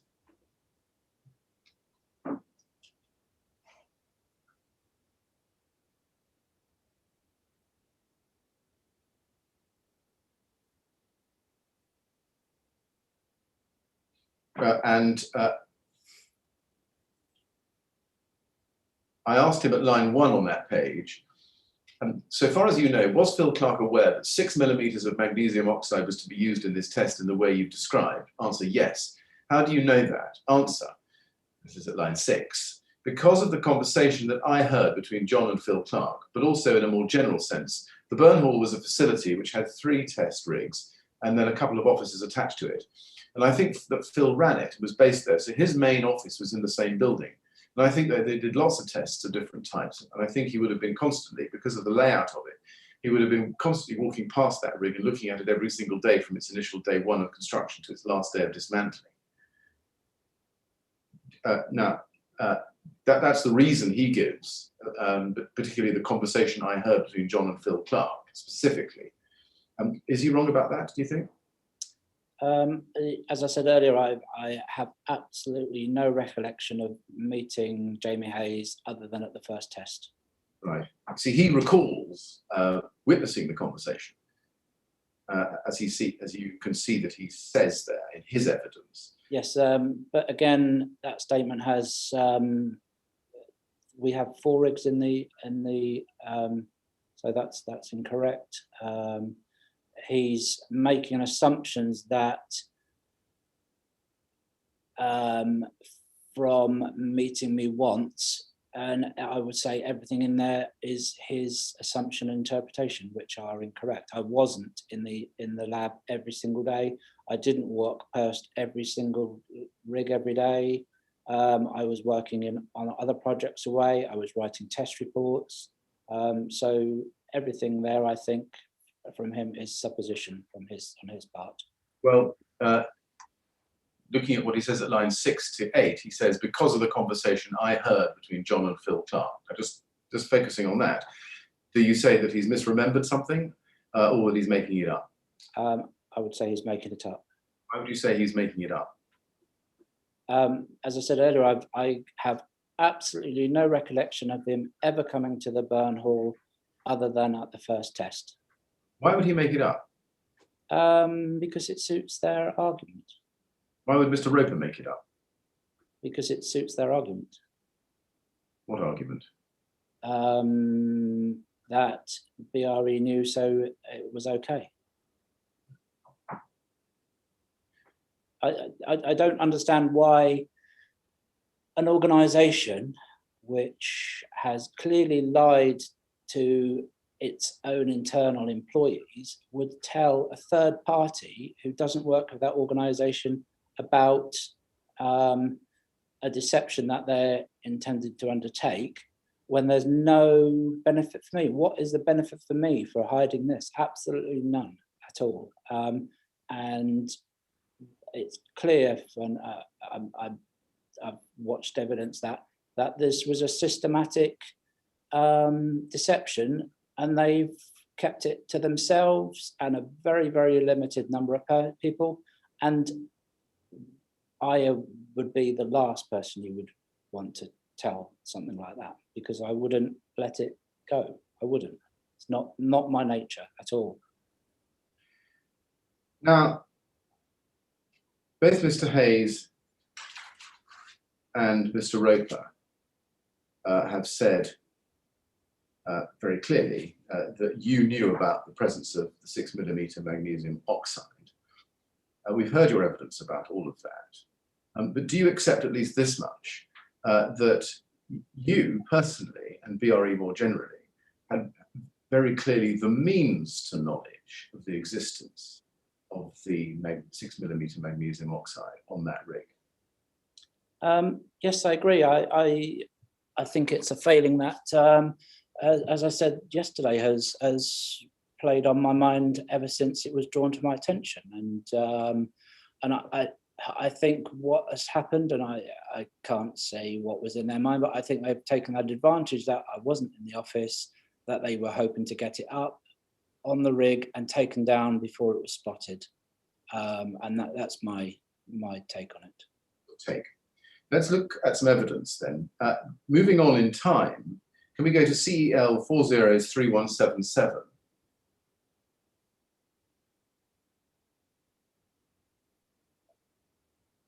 This is a report, a draft report, sent by you on the 19th of June 2014. Under cover of this email, which you now see, to Mr. Roper, draft report for comment. If you say, John, please find attached the draft report for comment only. This is not the final version, and as such is liable to change and has not been through the BRE quality system. If you have any changes you wish to include, please let me know, and I will endeavour to include them in the final version. Why did it take so long to issue a draft? I have no idea. Well, I mean, it was your draft. The test took place on the 2nd of May, and here's a draft coming on the 19th of June. Can you explain the lapse of some 6 weeks or so between the test and the draft report? As I said, this wasn't my only project I worked on. I was running probably something in the order of, well, I was running 4 test walls. I was also working on other projects as well, which took my time. I had other test reports which I had to complete and conclude. So it was just generally that's how long things took. Can we go to CEL 401350, please?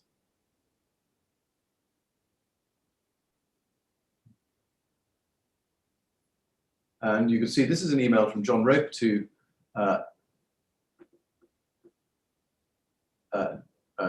I think you need to scroll down, I'm sorry, to the lower.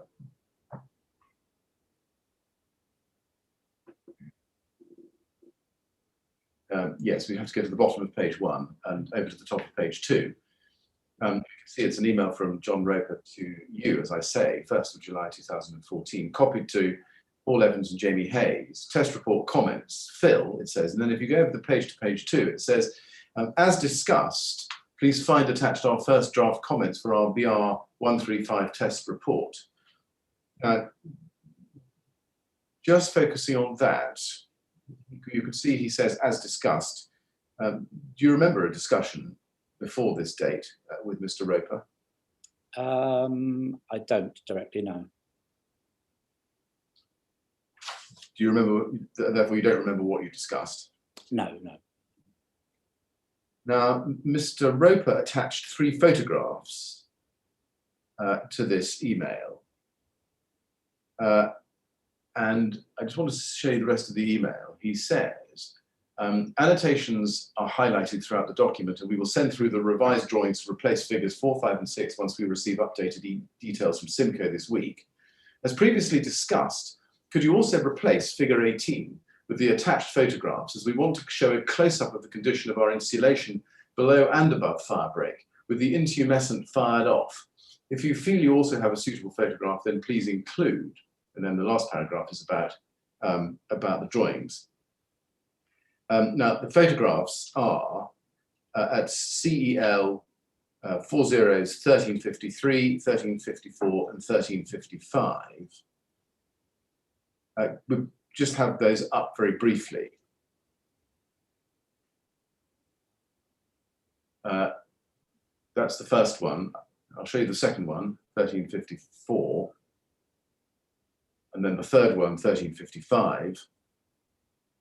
I know I've shown you those quickly, but can you confirm that none of those show the 6mm magnesium oxide layer?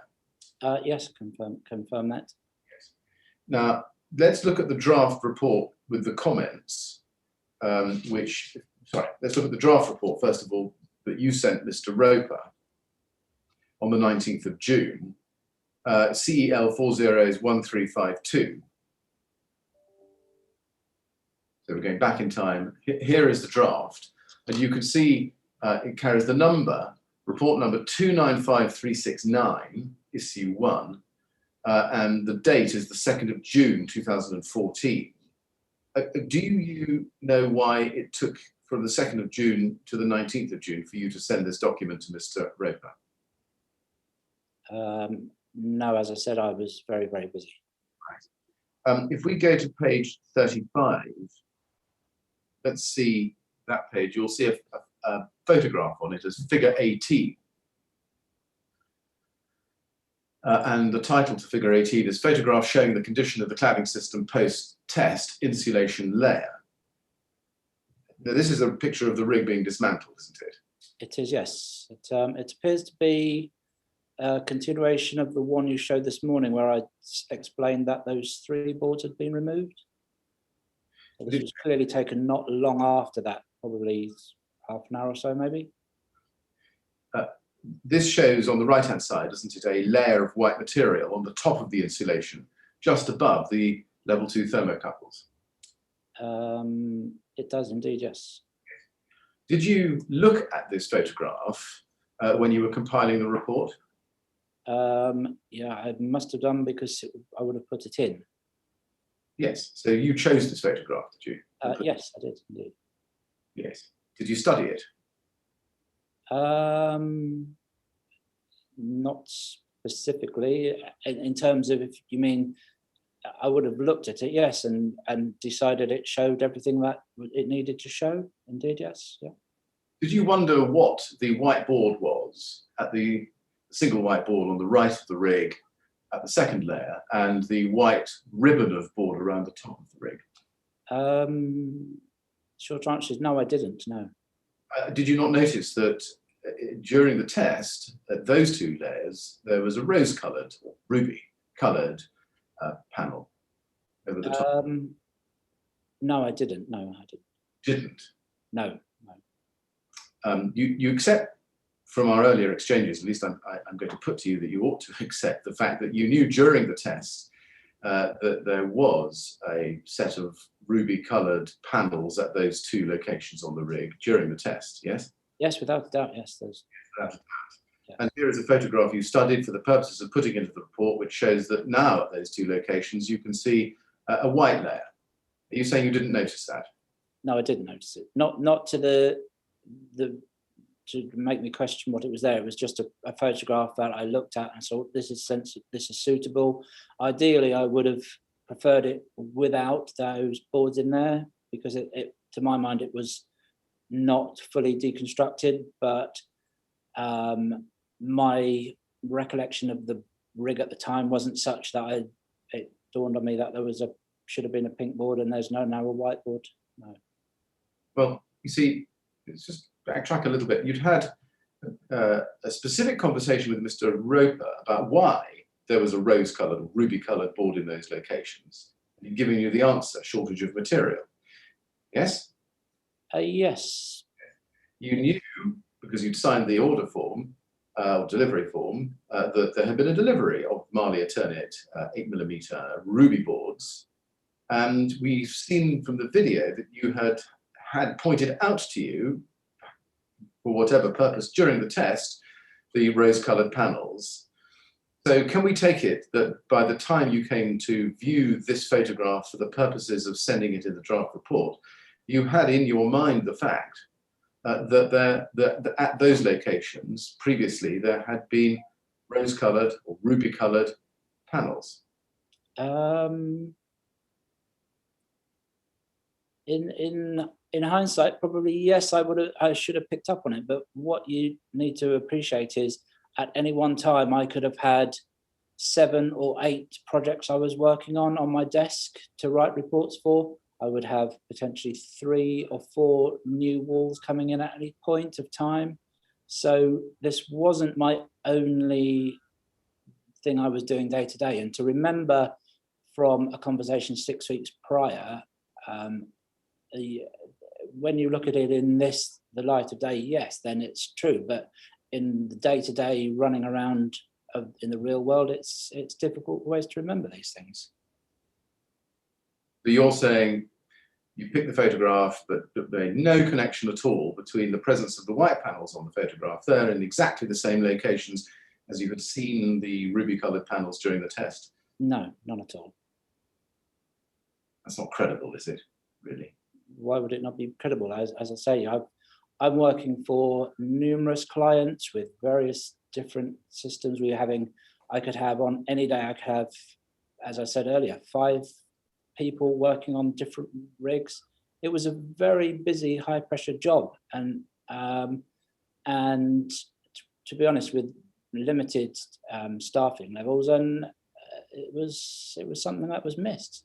You should have spotted it. Sorry, say again? Except you should have spotted it when selecting this photograph for inclusion in the draft report. Yes, knowing now what I know now, yes, without a doubt. I know, I've already accepted that, yes. Now, Mr. Roper's request was to remove this photograph, as we've seen. Did you look at the photograph after he'd made that request on the 1st of July and ask yourself why he wanted it removed? No, because from reading his email, he just said, and add these drawings.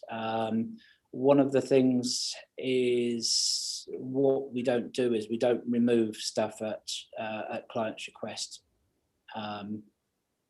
Had he said particularly anything, then I might have asked the question, but it's not up to him to tell me what photographs I put in or not.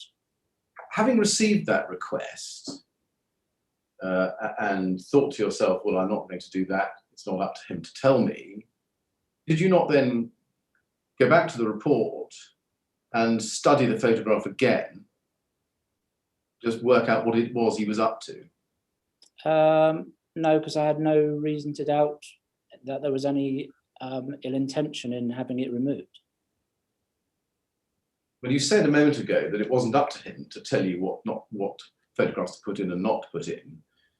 Would it not have been the natural thing to go back to the report and say, oh, I wonder what photograph that is, and then look at it and ask yourself the question, well, I wonder why he wants me to take that out? Was that not your thought process? No. It's a pretty standard photograph that's in there. I just thought that he wanted to highlight the fact how the barrier had worked, and to me it didn't seem relevant to put that in specifically and then take that photograph out, because so I saw no reasoning behind his request, and it didn't make me think, why has he asked that? No. Just go back 2 pages, if you would then, please, to the draft report. And let's look at figure 60. You presumably also selected this photograph for inclusion in the draft report. I did indeed, yes. And you can see the rose-coloured panels there in both locations, yes? Yes, yes. So presumably when you were compiling the draft report, you would have had figure 16 and figure 18 on your desk or on the screen somewhere, and you would have chosen them for selection, yes? Yes, yes. And during that process, did it not occur to you the question, I wonder why there are rose-coloured panels there during the test, and I wonder what those white panels are during the deconstruction? No, it didn't occur to me, no. Can you explain how that could possibly be the case? It was an error on my part, but no, I can't, no. You see, it doesn't really work, because you actually looked at the photographs, looking at figure 16, and decided to describe them. Figure 16, photograph showing the condition of the cladding system post-test, ruby panels present. And then if we flip down, please, 2 pages to figure 18, you have a description at the bottom, a photograph showing the condition of the cladding system post-test insulation layer. Yes. And you would presumably intended that the reader of this report should look at those photographs and follow them through, yes? Yes, indeed, yes. Can you explain why you didn't go through that same process and spot the fact that the test rig as tested had ruby panels on it, but during the deconstruction post-test, there were those mysterious white panels in exactly the same place? Because I had no reason to think anything was untoward, and it was a case of put the photograph in, and I hadn't put 2 and 2 together, in the fact that, not knowing that it was there, why would it flag anything up to me? It was just, to me, looking at that, oh, they hadn't finished taking it down properly, and I just didn't spot the difference between the ruby and the white. Mr. Clark, you knew very well that those magnesium oxide panels were there. They sat behind the rose panel. Those 2 photographs, only 2 photographs apart in your own draft report, showed exactly that.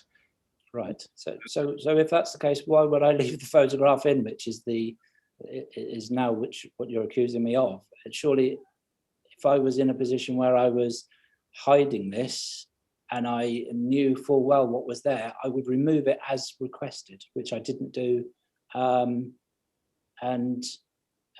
no, I don't accept what you say. And the other thing as well with this is nobody else has said to me, what are these boards here? 3 other people have read this report in draft form in its entirety, and nobody else has seen that either. And Mr. Clark, you're missing it as you would have it. I have to put to you, is not credible. And I'm suggesting to you that you put this report together knowing very well and seeing it from these photographs that there was a magnesium oxide layer at these 2 places sitting behind the rose panels, because it's crystal clear from these photographs. Do you accept that? No, I don't accept that. No, you don't accept that. No. And we'll come to the removal question now. Let's look back, please, at page 6 of this report.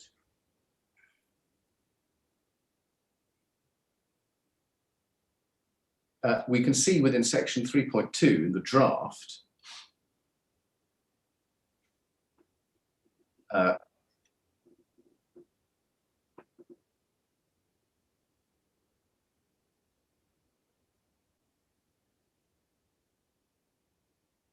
I'm so sorry, it's 3.2 on page 8. I apologize, my misreference. Description of product. Figure 1 shows the system during construction. The system prior to test is shown in figure 2. Full details of the system specification and installation details have been provided by the client and are summarized in the following section. The system as built is comprised of, and you can see what's set out there. We can see there's no reference to the 8mm Marley Eternit, is there? Not the rose colour one, no. Nor to the 6mm layer of magnesium oxide board? No, there isn't, no. What was the reason for those omissions? You can't refer to something that you don't know is there. I see. And then, Well, I'm sorry, Mr. Clark. I'm sorry to intervene again, Mr. Millett. But is it not right that you did know that the 8mm board was there? No, I didn't, so no. That was the Ruby board, wasn't it? Yes, but my understanding, so, was that it was a 12mm. I see. Yes, all right. Thank you very much. Yes, I'm sorry, Mr. Millett.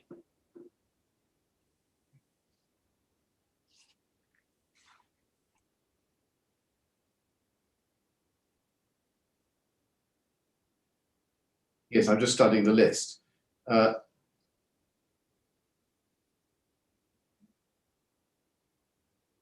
Yes, and if we go over the page, at page 7, paragraph 3.3.4,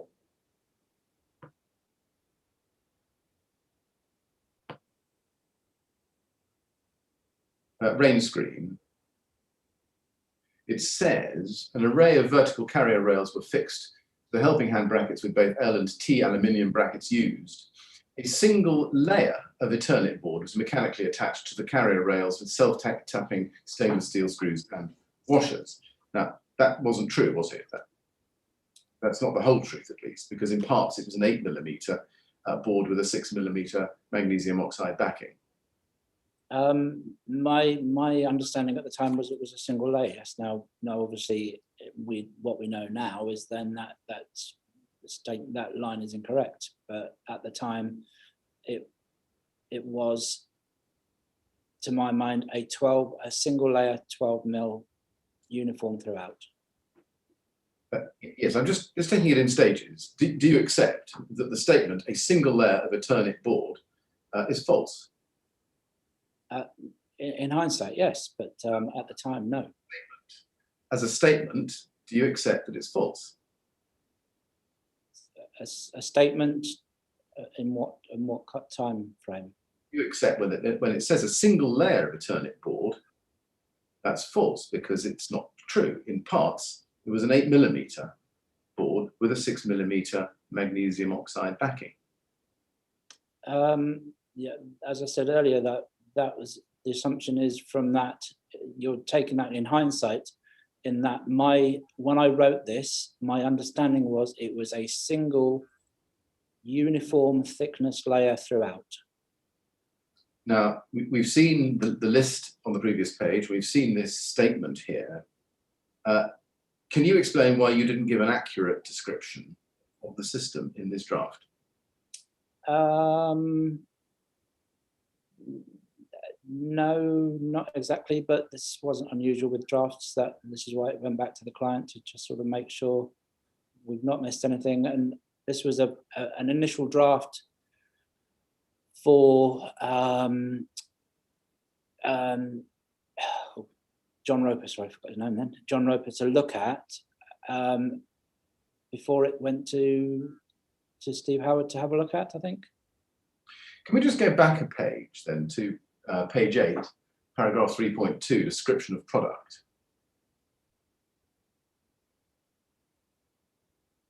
You can see the list of bullet points there. When you sat down and drafted this, what information were you using?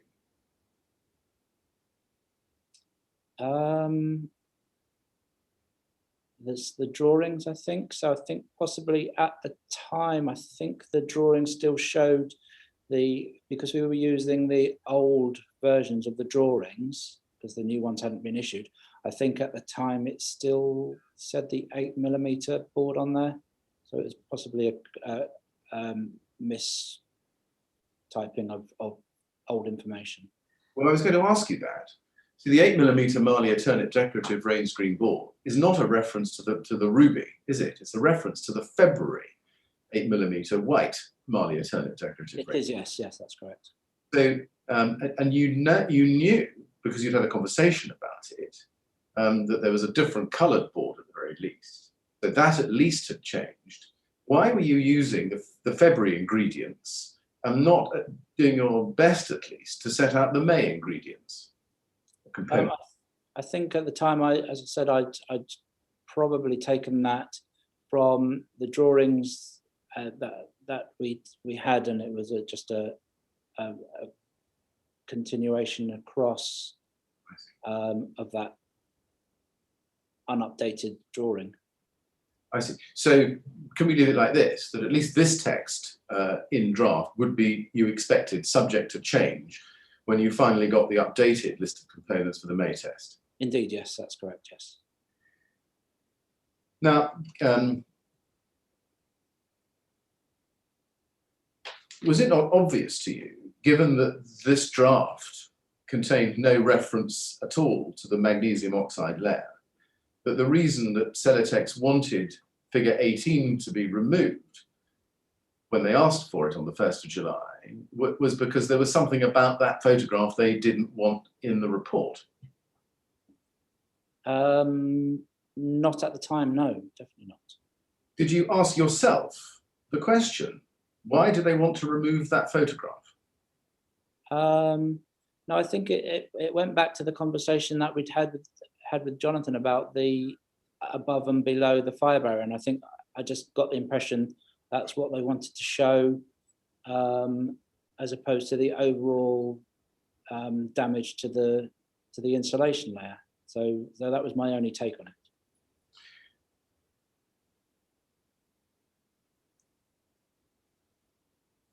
Can we go to Mr. Roper's email again, please, which is at CEL401350. His 1st of July email. I think we'll need the top of page 2 of that email run, because he says there in the 3rd paragraph, we expect to receive the updated drawings from Simco this week, which will be checked in my absence. But my colleagues Paul and Jamie, who will then forward these on to you for inclusion in the final report. Did Mr. Roper tell you why these new drawings were required? My understanding at this point was they were quite keen to get the report finished because they were looking to launch the product, I think. Did he tell you that the NHBC had insisted that the drawings were updated following a visit that they had made to Celotex on the 19th of June? I've never ever had a conversation with Jonathan Roper about any aspect of NHBC, no. Now, as you told us before, I think the drawings that you used for this draft, at the very least, were those same drawings that had been used for the February test. Yes, that's correct. Yes, as far as I'm aware, yes. Even though you knew there'd been changes to the design. Yes, that's correct. Yes, yes. Why did you not require updated drawings to take in the fact that instead of 8mm Marley Eternit panels being used for the most part on the rig, they were now 12mm? I think they had been requested probably, and the idea of the draft report was to sort of show the client what the basis of the report would be, and to a certain extent show them what needed changing as well. So yeah, it was implicit in the fact that we sent it there that the drawings needed changing. Now, if we go to CEL403200, please, you can see what happens next. On the 4th of July, Mr. Evans writes to you, copying John Roper, and he says, Hi Phil, just tried to call, but you were away from your phone. John Roper has asked me in his absence to forward you a revised drawing, please see attached, in place of figures 4, 5 and 6 of our test report. Could you please update the test report and pass to Steve Howard for his approval? I understand that you're away from 10th July, so could I please ask you to confirm back to me once this has been passed to Steve? This forms an important part of our pre-launch activities for us to meet a launch date of early August. In fact, it's right, isn't it, that the drawing was changed in the BRE test report, the next version? They were, yes, as far as I'm aware, yes. Now let's have the drawings. Let's see them. Let's look first at, let's have them both on the screen at the same time. CEL 403194 and 3201. We can display those at the same time.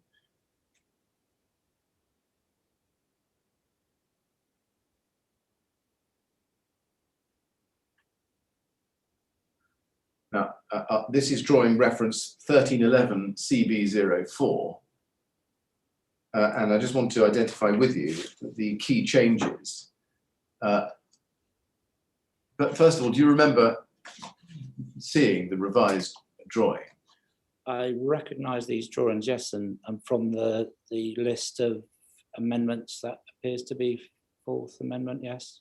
To be clear, the original one is on the left, that's from the February test, and the revised version is on the right of the screen, that's for the May test. Right.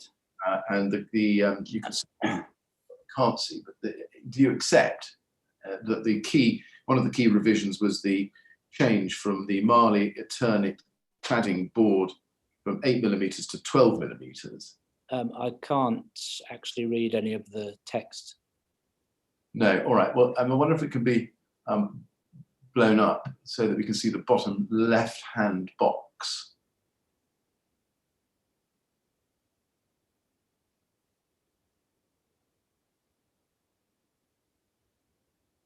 Yeah, I can read that now, that's fine.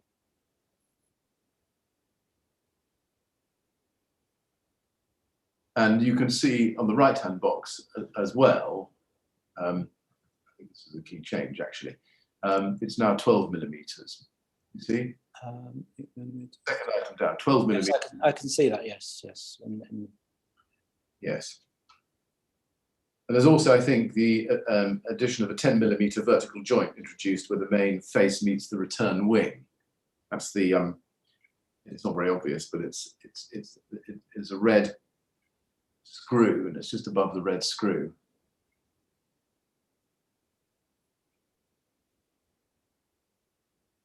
I can't see that on my phone. Let's not bother with that then.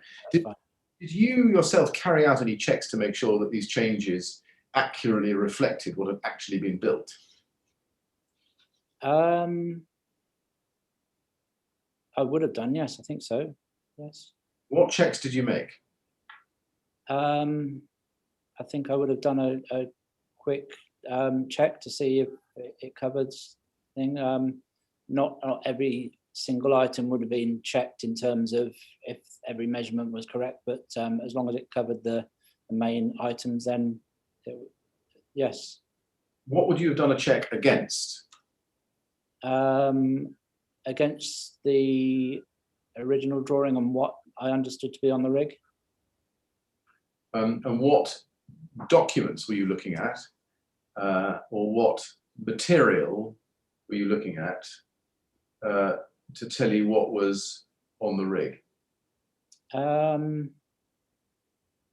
think the notes that would have been on the file, which and the photographs.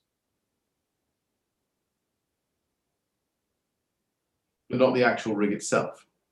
No, because one of the photographs we always took was should have been a through test build up of the system, normally taken at low level. I think we saw one yesterday which had the markings where the thermocouples would go, so it would normally be compared to something like that as well.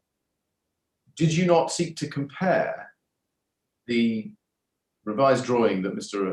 Evans was sending you on the 4th of July with the photographs in the draft report that you had sent on the 19th of June? Sorry, could you repeat that question? Yes, did you not seek to compare the revised drawing that Mr. Evans sent you on the 4th of July with the photographs in the draft report? The photographs of the rig after the test, or do you mean, sorry? Oh yeah, so The photographs. no, because the photographs, the drawings you're showing there are a plan view of a cut through of the system as a whole. So it's only one layer. So it's a representation of the whole of the rig, not a specific part of the rig, no. So I just want to be very clear about what the sources of your understanding of what was on the rig were. You say that there were the photographs. Yes? Yes, yes. What else? There would be if necessary, that we would consult with the any photographs, any notes that we had, and to a certain extent as well this drawing as well. Did you seek to compare this newly arrived drawing, which had been revised, with the rest of the data that you had at the time, including particularly the photographs of the test rig? Probably, yes, I would have thought so, but to what level I can't at this point, I can't say that I compared A with B and this, but in a general terms, yes. Did you not notice that although, as you knew, there was a ring in 2 places of ruby-coloured Marley Eternit 8mm boards, scrub the 8mm from the question, Marley Eternit ruby boards, did you not seek to compare the new drawing with the photographs which showed that, and ask yourself why the drawings don't refer to the 8mm Marley Eternit ruby boards in those 2 locations on the rig? No, because as I said earlier, my understanding was that they were 12mm boards, the same as the rest of the rig, and that drawing is a cut through representative of the whole of the rig. So I had no reason to question that. You did have a reason, you see, to question it, because you'd self-signed a delivery order for the ruby boards, which showed that they were 8mm. Like I said earlier, you're assuming that the contents of that delivery was checked. So do we take it from that answer that when you looked at the test rig drawing as revised, you didn't check it against the materials which were delivered to the BRE for the purposes of installation on the test rig? I would probably say you're correct, yes, yes. Why is that? Because mistakenly I'd assumed that every single board that had been delivered was the same thickness, and I neglected to check.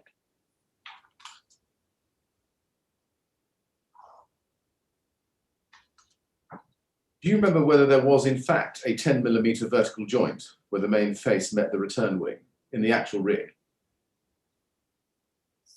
In which page, sorry?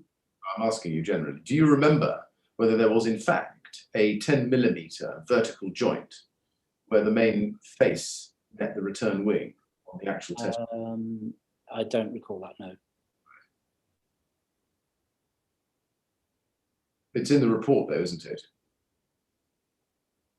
As in the drawing of the report, or is it? Report. In the body text of the report, or? Do you remember, let me put it this way. Well, let me show it to you. If you please go to BRE 402497.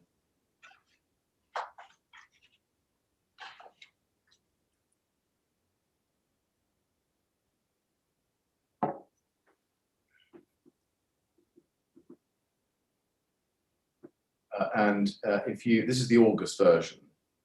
If we go down, please, to page 15, I'm just scrolling down on my own version here to get it for you. Page 15. Yes, that's it. You can see that. I see what you mean now. Yes, yes. Yeah, Yeah, exactly. This drawing shows a 10 millimeter vertical joint in that place. Yes. It does, yes, clearly does. Yes.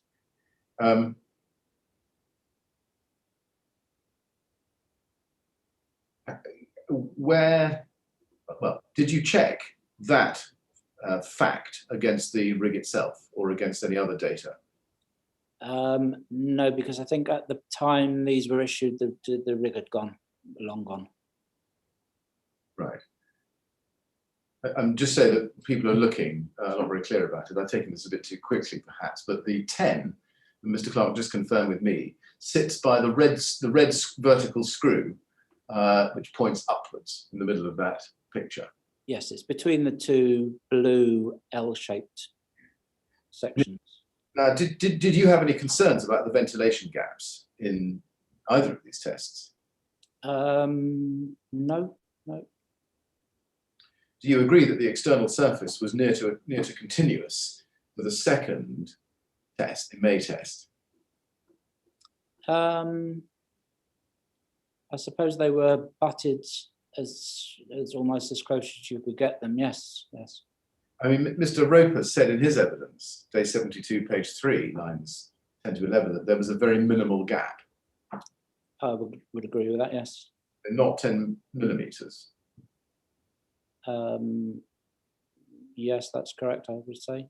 Can you account for why the test rig as built did not conform in this respect to the drawing?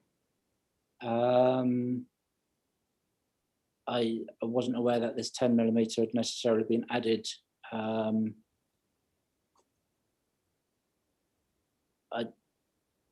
Was this what was requested by the NHBC for them to put it in? Is that my correct understanding? From the drawing that was sent to you? Yes, it wasn't something that stood out to me as an issue. How closely how close? Sorry, do you want to continue your answer? Stop. And no, I didn't spot it. No.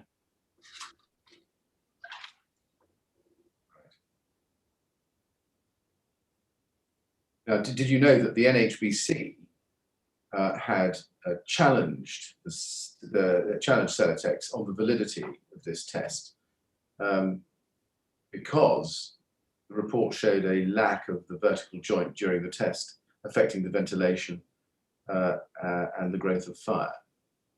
Do you know that?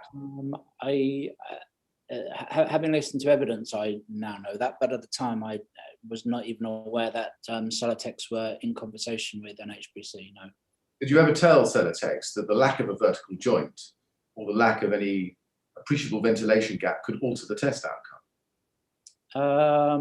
No, because that, in my mind, is erring on this. It is going into the side of consultancy. That is a definite consultancy because you're. You draw the. We now, I think, have a feeling for where you might draw the line. Yes. Right. Now let's go to the test report itself as issued. CEL 403215.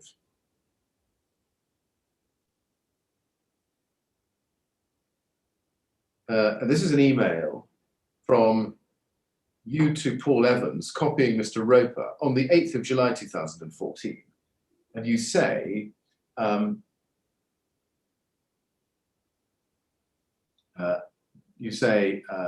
so sorry, this is the one in the middle of the paragraph.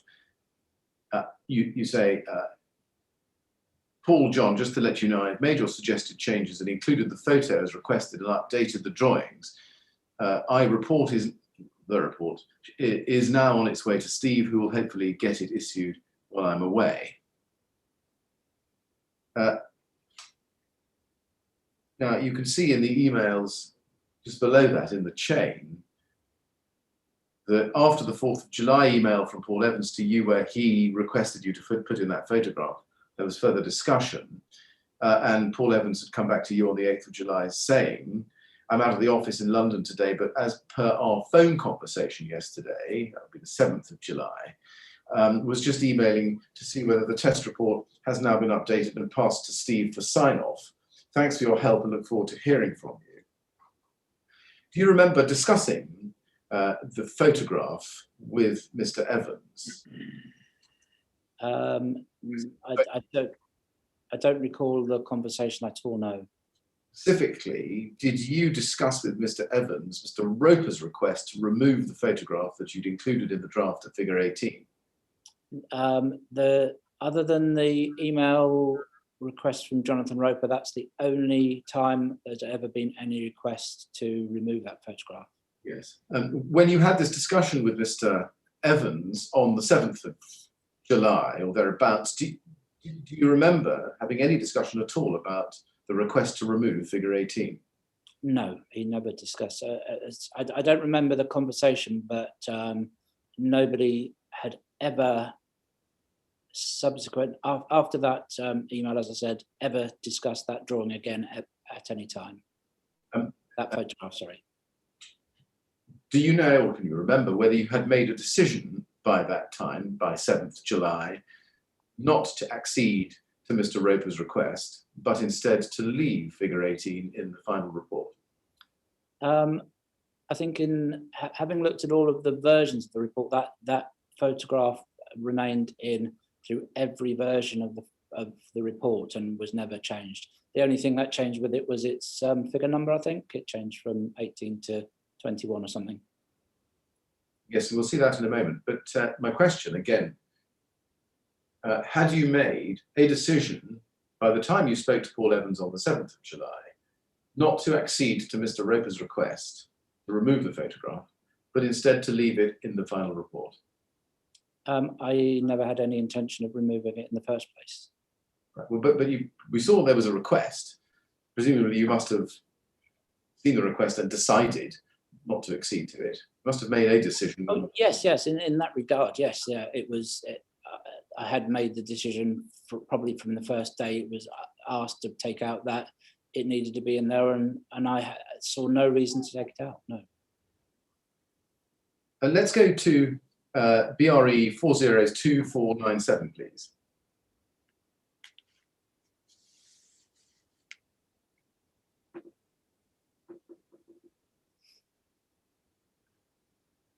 This is a copy of the report as issued, dated the 1st of August 2014. And again, we can see the number 295369. And this is the test report. And if we look at the second page, please, we can see that you prepared it as the senior consultant, dated the 1st of August, and it was authorized just below that by Tony Baker, yes? Yes, that's correct, yes. And is it right that except for the substitution of new diagrams, new drawings, this isn't substantively different from the draft version we looked at earlier? There were a few typographical errors, I think, yes. But substantively the same, yes. Yes. And it included the photograph. We can go to page 35 for this. Included the photograph that Mr. Roper had asked be removed. We go to page 35, we can see that it's now become figure 19, in fact.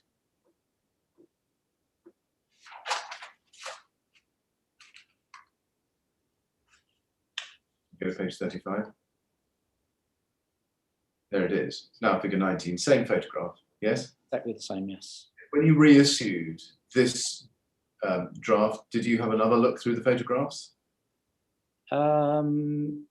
No, because it had been through the process of checking up the chain through the quality system, so I had no reason to. Right. You can see, if you go back to page 27,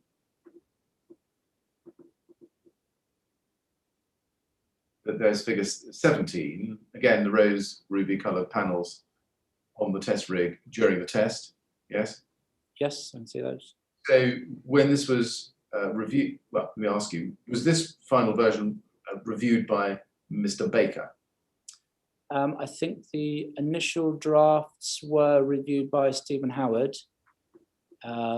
He would have then commented on and sent back any comments. And then My understanding is that Stephen Howard went away on holiday, and it fell to Mr.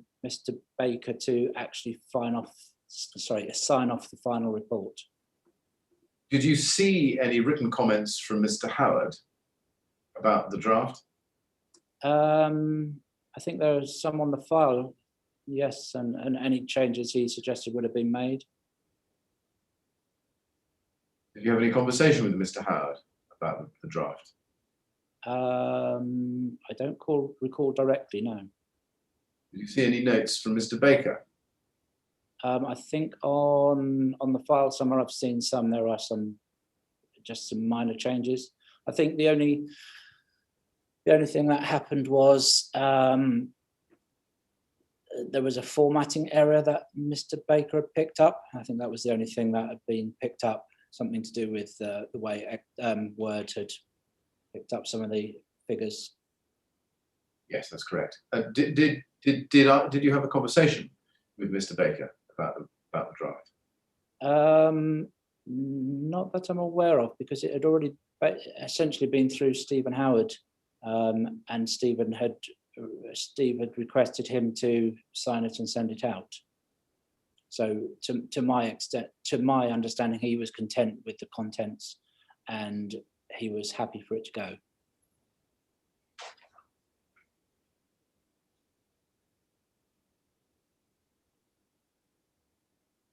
Is one of the reasons that you left figure 18 and what became figure 19 in that final version of the report that it would be difficult to justify to Tony Baker why you were removing it? No, because I would be surprised if there wasn't a different drawing. It's a pretty standard picture that we would put in, so I had no reason not to take it out, because one of the things that you want to be able to show in the report is the overall damage to the insulation layer, and had that been not in there, then it didn't really give a true picture of how the insulation layer had performed. So it did, to a certain extent, need to stay in there. Can we go to page 6 of this report, please?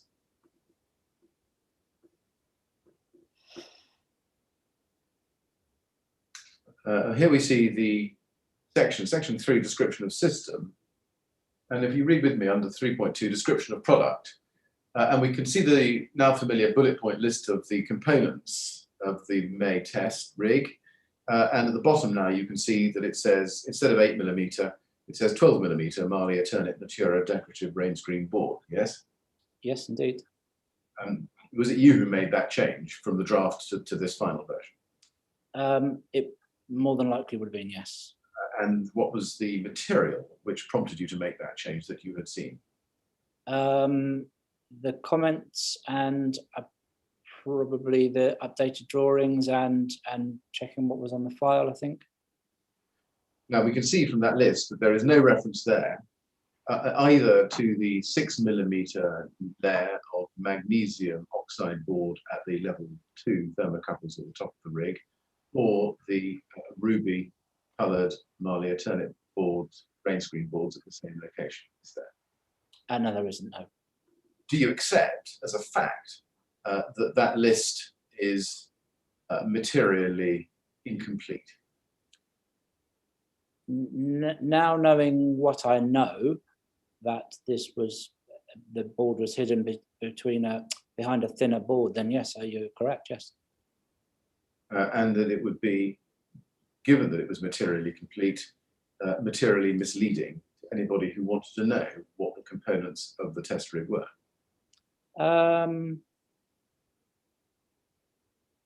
Yes, it would be, yes. That does presuppose, though, that the boards at level 2 actually had any effect. But yet you are right. It is misleading, yes.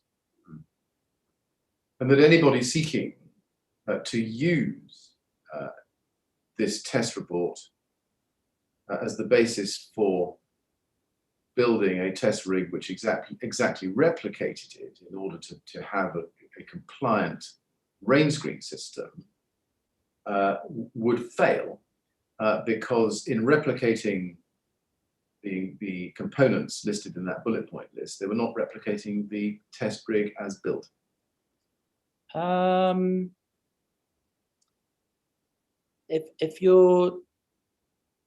If you wanted to recreate the exact test, then you're correct. Yes, if they use that as their shopping list as what to buy. And I think the inquiry are aware, and my understanding is that this following the acceptance from Celotex that there were material changes to this test that didn't comply with their quality. They undertook the test without the magnesium oxide board, and my understanding is it passed and performed in exactly the same way as this system did, and was subsequently issued a BR135. That is my understanding from documents I've seen. So I would say, while it is misleading, it wouldn't lead to a failure in the way you implied. Well, I'm not putting you the question of actual failure in another test. What I'm putting to you is that if a builder wished to build a compliant test using this BS8414 test, beating the BR135 criteria, and replicated the test, replicated the system in accordance with the components that you've listed here, they would be building a system which was different from the test. Yes, it is different for the test, yes, but that doesn't mean that it would have failed the test. And I think different we don't know. My point is that in replicating the system as described, they would be building a system which hadn't been tested, and therefore was not covered by the test. Yes, in that regard, yes, you're correct, yes. Thank you. Now, do you accept that you were responsible for the materially misleading omissions in the list of components set out under paragraph 3.2? In terms of I wrote and drafted the report, then yes, without a doubt. But the BRE system is such that I write the report and it goes up through a quality checking system. So other people have read and checked what I have written, and they have signed in their own right to say what I have said is correct. Would those other people up the chain in the system have checked the underlying data that you checked? They should have checked exactly the same stuff that I checked, yes. So in the system being operated by the BRE, was the peer review system carried out by Stephen Baker and Mr. Howard, and sorry, Stephen Howard and Mr. Baker? It would have been, yes, sorry. Same material that you had used to draft the report? They had access to everything that was on the system, yes, that is correct. I see.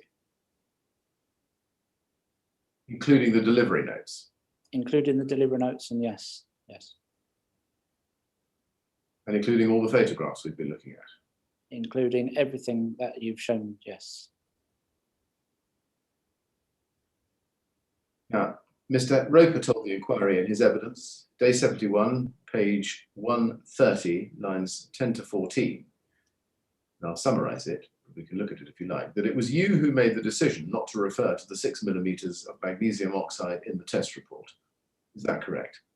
No, it's not correct, no. And how else can you account for the fact that the test report contains no reference to the 6 millimeters of magnesium oxide or the 8 millimeters of Nadia Turnit ruby boards? Because I've said you can't refer to something that you don't know is there. And my understanding was that it was a 12 millimeter thickness throughout the whole of the range screen facade, and that's my understanding.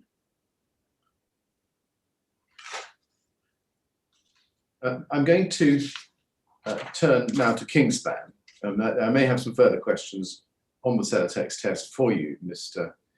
Clark, after the short break. But Mr. Chairman, I'm looking at my watch. We've got 5 minutes in hand. We can either come back a little earlier at 5 to 2 or 2 o'clock, or we could have 5 minutes now. I'm happy to take 5 minutes now. Well, if you can use the 5 minutes, do so. Very well, I will. Now, I want to turn to Kingspan and start scrolling back a decade now to 2004. Cast your mind back then to November of that year. Do you remember that Kingspan carried out an indicative or naked test under BS 8414 Part 1 in the November of that year, 2004? Having seen some photographs of the system, I do now remember it, yes. And you describe this test, I think, in paragraph 77 of your statement. You say that your recollection is that it was carried out with no range screen facade attached. Is that right? That is correct, yes. And I had noticed recently, which I hadn't noticed before, that it appears to have had a glass fibre mesh as opposed to an aluminium foil face, which was slightly different, I think. Now, were you present at that test, do you think? I don't specifically recall, no. Given what I was doing at the time, I probably was in some form or other, but I don't specifically recall it, no. Let's see if I can prompt your memory. BRE 403278, please.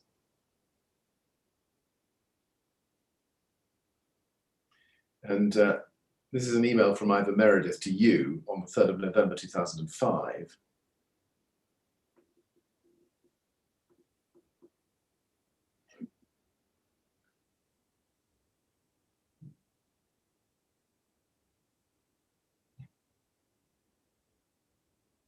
I think this one is referring to the second test.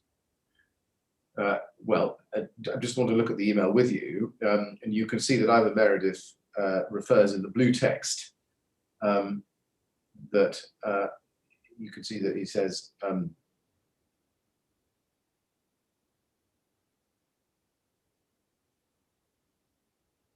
sorry, it's just beyond halfway down the screen towards the end of the email.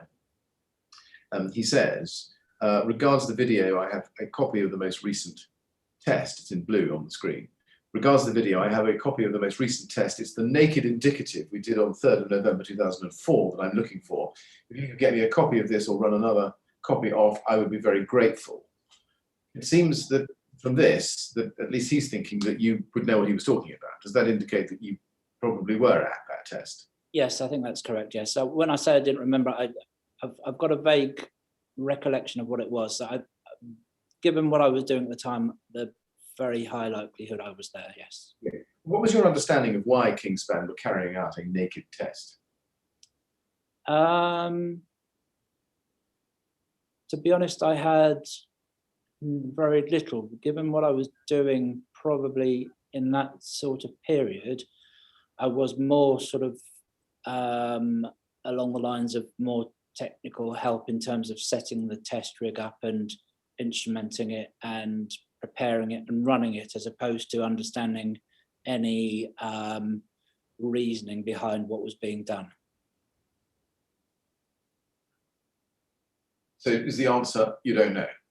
I don't know, yes, that's probably yes. Right. Do you know whether indicative or naked tests were offered to or done by other manufacturers other than Kingspan? I do recall doing some sort of part scale tests for a company called Drive It on some of their boards. I think they were looking to do a very quick comparative test, but it was unusual, I would say. Unusual. Did Kingspan seek any advice or guidance from you or anyone else at the BRE in relation to carrying out a full test? At that time, I wasn't aware, because it wasn't my job to be having those conversations. So I don't think they did from me, definitely not. I don't know from others. I can't answer for them. I see. And whose job would it have been at that time to have had those conversations? Would it be Tony Baker? No, Tony Baker wasn't involved in that period. I think primarily most things were put through Dr. Sarah Colwell, Richard Colwell, David Hoare, were the primary contacts in that. But I think probably Sarah was probably the most senior person. Right. Now we know that no test report was issued in relation to this November 2004 naked test. Do you know why that was? I think they just wanted it for the test, the thermocouple data, as far as I'm aware. Mr. Chairman, is that a convenient moment? Yes, I think it is, Mr. Millett. Thank you very much. Right, Mr. Clark, we're going to have a break there so we can all have some lunch. We'll come back at 2 o'clock, please. And again, please don't talk to anyone about your evidence or anything relating to it over the break. All right? Yeah, thank you, sir. I'll see Thank you very much. 2 o'clock. Thank you.